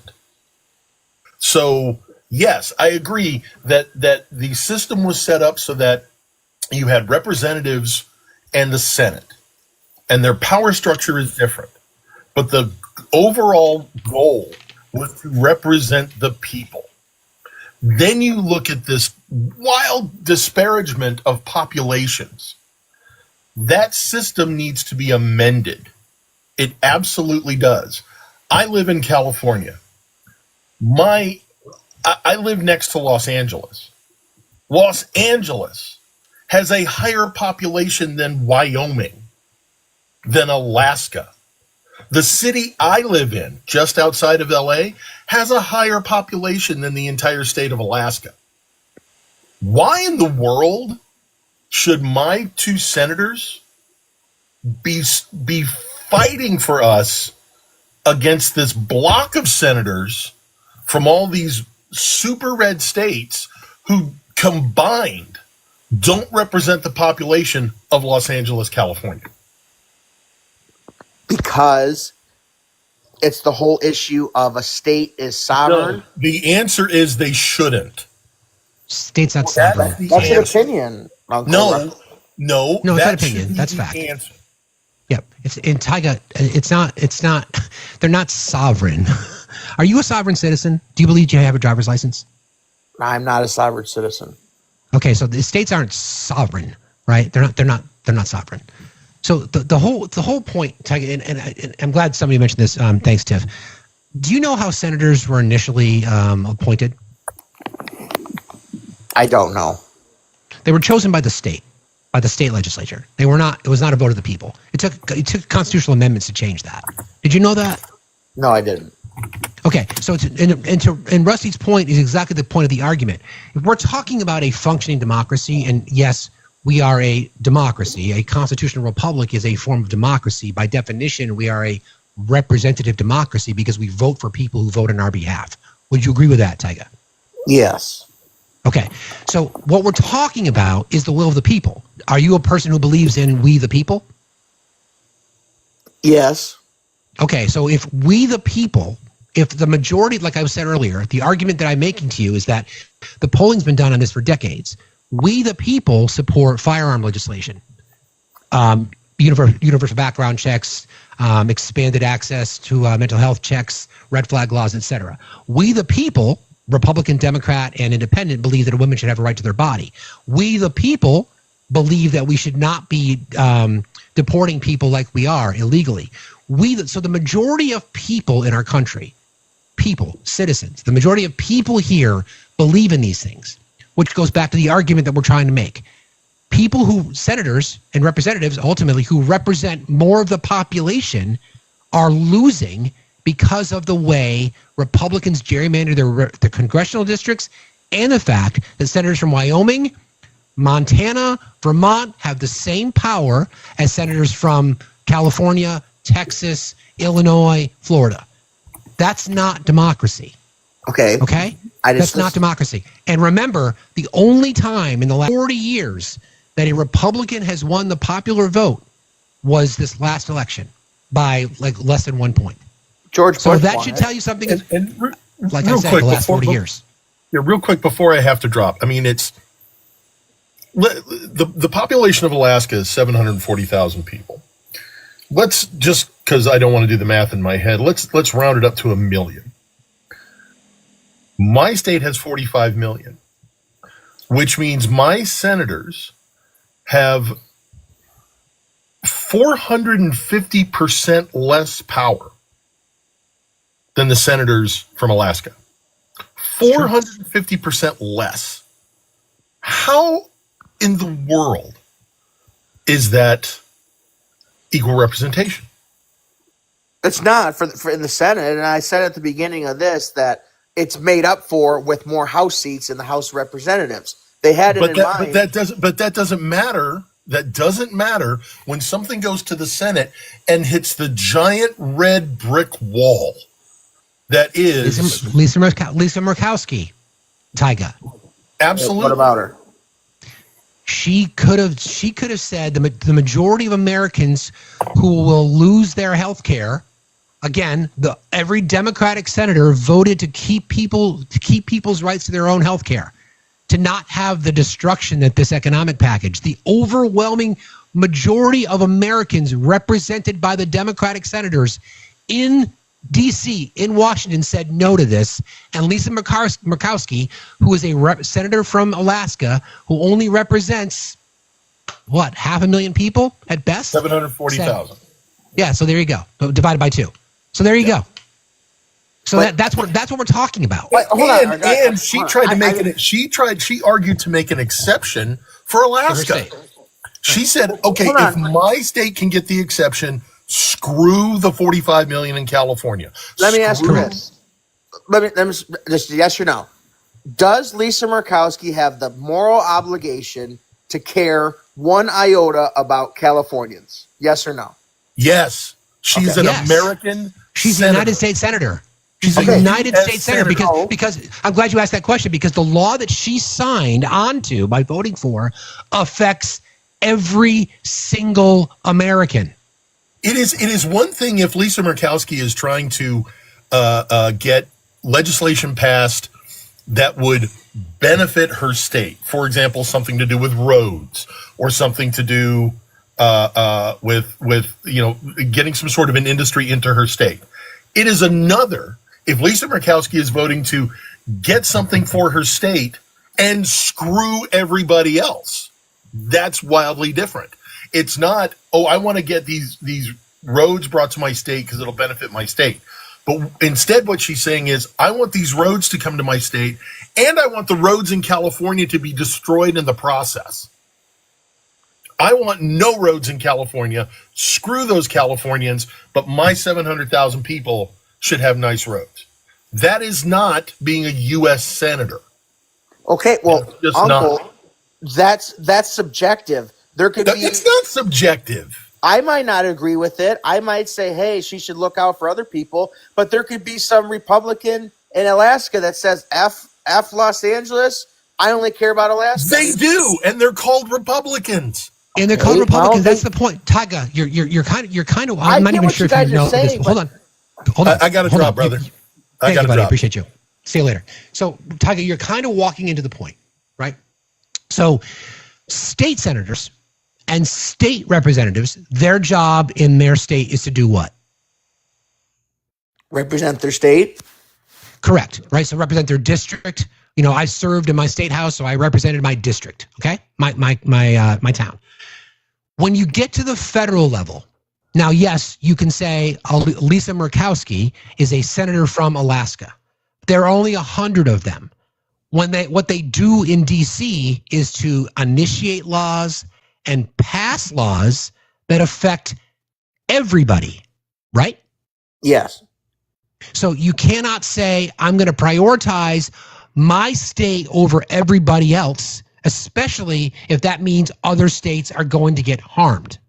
Politics is far from perfect. She'll get punished for it. Well, she did. she'll get But she punished. did. I mean, if listen, that's why it's so great about our system is if you do that stuff and the people of your state say, hey, that was wrong, we didn't like that, they vote them out. If they don't like it, she'll get punished. Yeah, but again, you're walking to point number 2, not when Republicans are using voter suppression tactics to deny voters access to the polls, which affects a statewide election for a federal, Senate, and the presidency. Are you talking like with the IDs and stuff like that? Yeah. Voter suppression, my guy. Disenfranchising voters. That is the Republican strategy. I think you're really close to. Hold on. You're really close to understanding this. You're really close. This is important because I think you have a basic misunderstanding of how. I mean, look, I'm a progressive. We have a system now that doesn't work for the majority of Americans. I look at the data. Okay, I look at the data. Do you, for example, did you vote for Trump? First of all, yes. Okay. Did you want 3 days ago? Did you want the Epstein list released? Be honest with you, I don't think it exists. I never did. I think it's my guy. Hold on. You know why I want to call bullshit on it, because it's easy for you to say that now. No, let me just tell you 10 seconds on this. I'm not, again, I like Trump. I'm not like the Dan Bongino, like the whole QAnon thing. The reason why he's in trouble is because they told everybody that those files exist. They got people to subscribe to their QAnon. He told people that too. For years, he told people, hey, this is that. Biden's hiding this. Biden's hiding that. And then now that they're in power, they say, oh, shit, what are we going to tell all these crazy people that think that this stuff is actually real? And now they don't know what to do. I'm not one of them. I never thought it existed. It's so, I'm going to call bullshit, Tiger, because it's so easy to say that now, isn't it? It is easy, but I truly, yeah, of course. But yeah, I think I'm rational. Right. I think you're flat out. You don't have to be in QAnon to support some of the bullshit coming from the right. But do you think here's a real question for you. Okay, here's a real question for you. Well, I'll answer your question first, then I'll ask you one. Let's look about it. Let's look at it logically. Why is Ghislaine Maxwell in jail? Because she helped Jeffrey get those girls to the property. Right, and did what with those girls? What was she convicted of? I don't know if she touched them. I just thought that she helped. That's not what I asked you. What was she convicted of? Trafficking. Trafficking to whom? Jeffrey. No. There were hundreds of victims. But trafficking bringing the girls to Jeffrey. Right, but okay, you think it was just Jeffrey? No, I'm sure there's other people there. So then, therefore, there's a list, right? There were other people at those, yes. But okay, so yes. Logic then would tell you that if she trafficked people, if she trafficked girls, the survivors were trafficked to whom? Those would be other people, right? Yeah, there were people. There were other people at the parties. Okay, so then obviously there are names, right? There are names, yes. So then, therefore, a list exists, right? A cutout list with the names, I don't know, but she could talk and tell the Congress and tell the House whatever. There are more names, yes. So it's only logical to think that. But you just said that it doesn't exist. So now as we're going through the exercise of logic would tell you that there has to be names, correct? There are names, yes. I don't know if it's written on a list in a cupboard that they didn't found, but they could ask her for the names, yes. Okay, so then logic would also tell you that Donald Trump's name is on that as well, right, Tyga? He was probably at the parties, yes. Okay, so he was probably at the parties where girls were being trafficked. So then, therefore, since you've just come around to this conclusion that Donald Trump was at Jeffrey Epstein parties where there were girls being trafficked, which then with logic would tell us that he probably participated in a lot of nefarious activity, right? I don't believe that he did anything, but he was probably there. Oh, so he was there, but he didn't do anything. Or he didn't know to the extent because the property was so big. Now I remember there's a quote. He said that Jeffrey likes younger girls. He said right. But Barack Obama was there and participating? No, I don't think he ever went there. Okay, was Bill Clinton there? He participated? Bill was there, yeah. Oh, so but did Bill participate? No, I don't think Bill participated. I think he'd be too smart to do that. I mean, he was at the time. Right. So let's. I want to make sure I understand this. And while you're here, I don't know if you know of this, but I'm gonna take a moment to read you something. Okay, just bear with me while I look this up because I think this is really important. Hold on.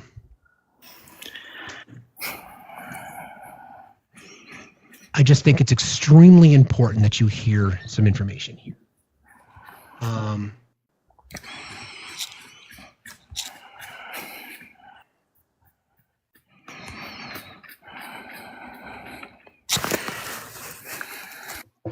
Hang on a second.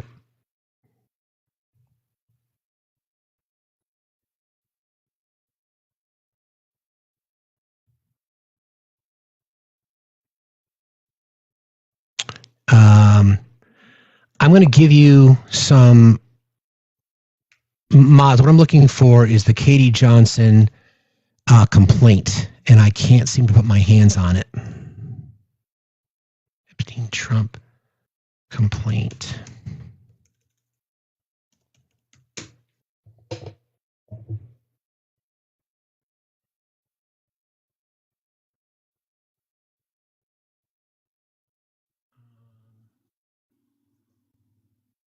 Hang on one second, guys. Hang on a second. I can't. Hold on. I think we have it. I think our mod team's amazing. They're on it. Okay, here we go. So we agreed. You agreed that you believe Donald Trump was there. Okay, you believe that. So we have this graphic. Once, probably. Okay, well, at least once. Okay, we have testimony from Katie Johnson, who initially was one of the plaintiffs in this case against Jeffrey Epstein with Donald Trump as a co-defendant. Okay. Plaintiff, in this case Katie Johnson, was enticed by promises of money and a modeling career to attend a series of parties with other similarly situated minor females held at residence owned by Jeffrey Epstein and by Donald Trump, both in New York and Florida. At least 4 of the parties were attended by defendant Trump. Exhibits A and B. So at least 4 from her testimony. So again, you said at least 1, so that's at least 4 from her testimony, okay? Exhibits A and B. On information and belief, by this time in 1994, defendant Trump had known defendant Epstein for 7 years. I've known Jeff for 15 years. Terrific guy. Trump booms from a speakerphone. He's a lot of fun to be with. It's even said that he likes beautiful women as much as I do, and many of them are on the younger side. No doubt about it, Jeff enjoys his social life, and he knew that the plaintiff was then just 13 years old.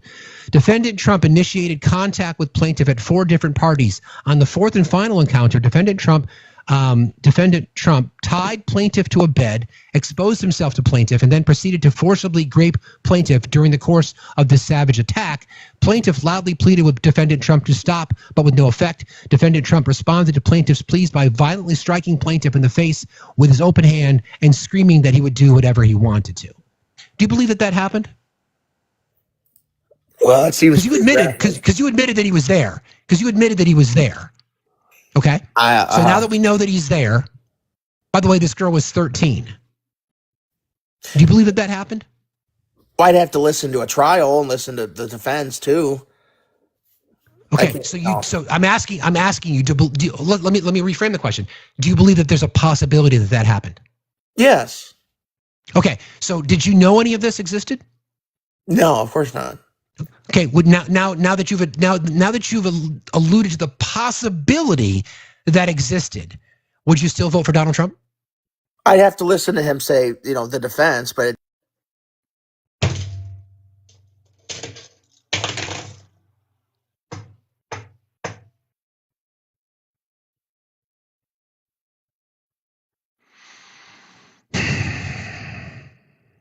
Immediately following this grape, defendant Trump threatened plaintiff that were she to ever reveal any of the details of the sexual and physical abuse of her by defendant Trump, that her and her family would be physically harmed, if not unalived.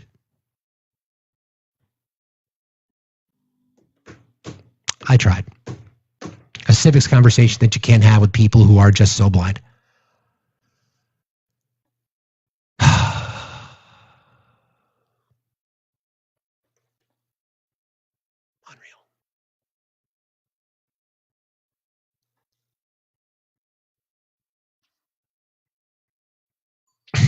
Well,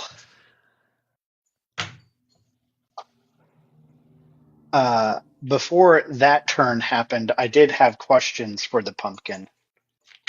One, hey, guys, stop it, both of you. Friends, I'm sorry that we carried that person for as long as we did. I think it was an opportunity to remind folks that there are people out there that vote. And if you are ever going to be motivated to make sure that you show up for midterm, I hope that conversation did it for you. Yeah. 100%. Right.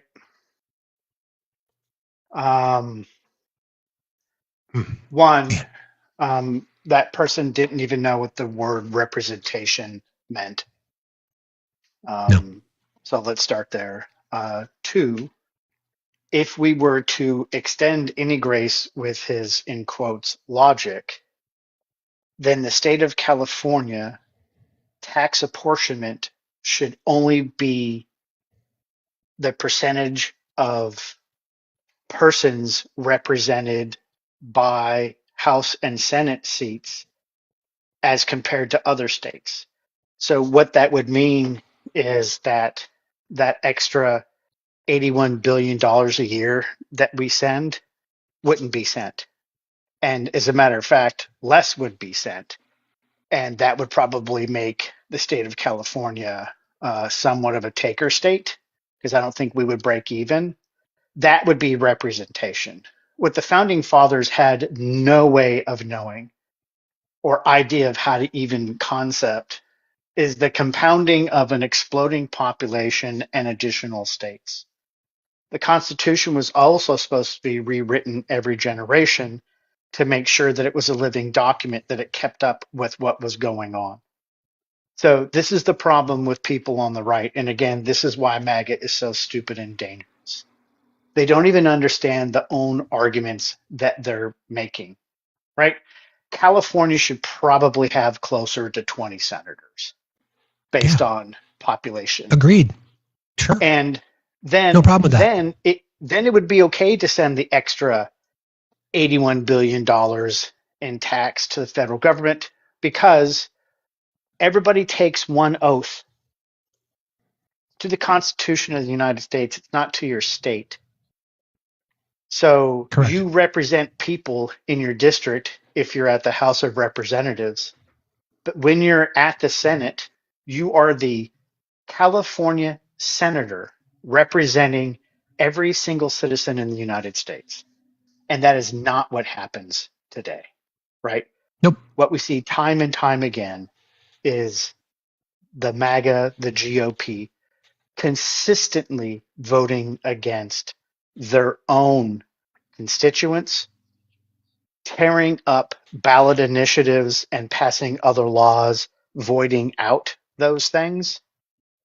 And even more so, and even more egregious, is the constant suppression. That caller also didn't understand under what conditions the Constitution was written, why amendments were made, how humans weren't counted as full persons, right? So that person is most likely a sovereign citizen and or a libertarian. Both are fucking trash as far as I'm concerned. But that last fucking bit, that's how you know that disgusting fucking human being has browser history nobody wants to see. Yeah, got one more request here. I'll bring up Aaron. Aaron, how are you today? Good. How are you guys? Doing fine, thank you. What's on your mind? I'm not a Trumper. I was just going to point out I'm very far left, and I live in the middle of bumfuck nowhere, Nebraska. First of all, when it comes to like the Electoral College, it's an out of date system. We don't need it anymore. Why shouldn't my blue vote count in a red state? And why shouldn't the red votes in California not count? It's just dumb. One person, one vote. It's that easy. We do it for every other single election. The fact that we're still running on this antiquated system from the 1700s is ridiculous. I don't disagree. Yeah, 1800s, but I get your point. Yeah, I don't. Yeah, I don't disagree. There are ways. I mean, rank choice is a compromise. I think it would be that would potentially be viable in all 50 states. The Republicans don't. They don't want to do that. They got the advantage of whether it's voter suppression or just the apathy from the left, or people didn't show up, or Elon Musk's finger on the scale. There's still evidence that we'll find about the 2024 election, but it's the first time since Bush that they won the popular vote, and it was such a small margin. And we saw voter turnout drop off. They can't win in a fair fight, which is why they have to cheat. They just can't win in a fair fight. They can't run in policy. They can't run in ethics. They can't run in morality. They run on hate. They run on fear-mongering. They run on lies. They run on deceit. They run on corruption, and they win because their voters are pathetic people. That's why. Well, there's no empathy. It's Republicans are me, I. Correct. And correct. People on the left we're talking about we're talking about human beings, but they don't care. Correct. No, you're right. Appreciate you jumping in today, Aaron. Thanks a lot for being here. I appreciate it. Appreciate you. Have a good day. I just want to close the loop on a couple of things before we wrap today. I'm going to take the moment just to kind of refresh people's memory on a couple of things. Specifically, I didn't even touch on some of the bad parts of Katie Johnson's allegations, but I'm going to read it. The plaintiff, Katie Johnson, alleges that the defendant, Donald J. Trump and Jeffrey Epstein, willfully with extreme malice violate her civil rights by sexually and physically abusing her, by forcing her to engage in various perverted and or depraved schmex acts, and by threatening physical harm to plaintiff family, to plaintiff Johnson, and also to her family. The plaintiff, Katie Johnson, alleges the defendant, Donald J. Trump and Jeffrey Epstein, also did willfully and with extreme malice violate her civil rights, conspiring to deny plaintiff Johnson her civil rights by making her their slave. The plaintiff, Katie Johnson, alleges that she was enticed by promises of money and a modeling career to attend a series of underage sex parties held at the New York City residence.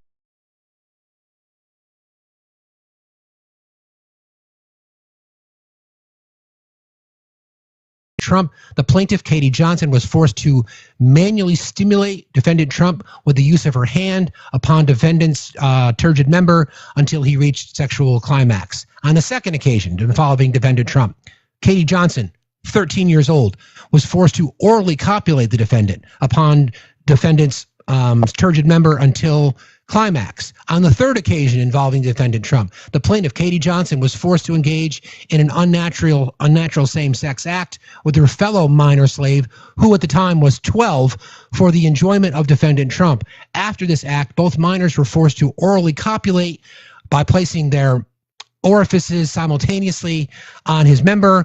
After zipping up pants, defendant Trump physically pushed both minors away while angrily berating them for the poor quality of their performance. On the fourth and final encounter, defendant Trump, the plaintiff, Katie Johnson, was tied to a bed by defendant Trump, who then proceeded to forcibly grape her.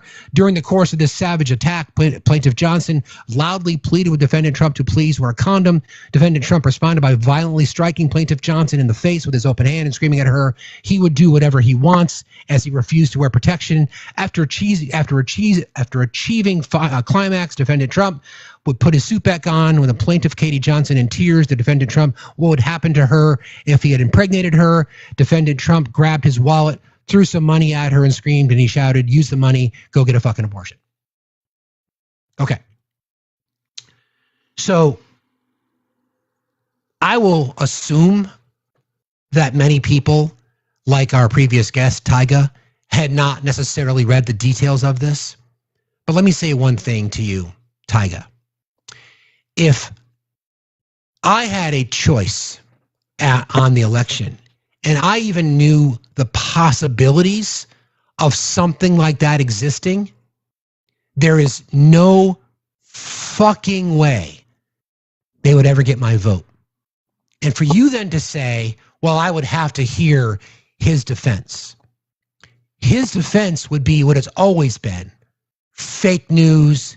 She's lying. It's attention getting. It's the media. It's a weaponization. It's a witch hunt. And you pathetic piece of fucking trash would believe it. So Tyga and all the people out there, claiming that you want justice, you can all go fuck yourselves. You despicable, just deplorable, disgusting human beings. That you would listen to that and then say, but.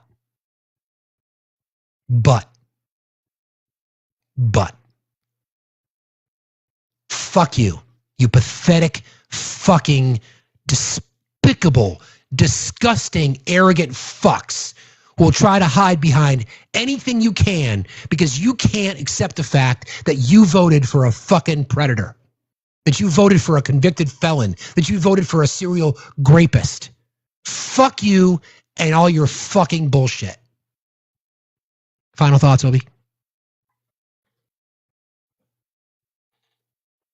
There is no line. There is no objectivity. There is no morality in the GOP or MAGA. It doesn't exist. They like to claim mantles and climb up on mantles and clutch pearls. But when it comes down to it, they are morally bankrupt. They don't deserve to be platformed. I understand why you did it this time because the conversation didn't take that turn, right? It was more of a politics 101.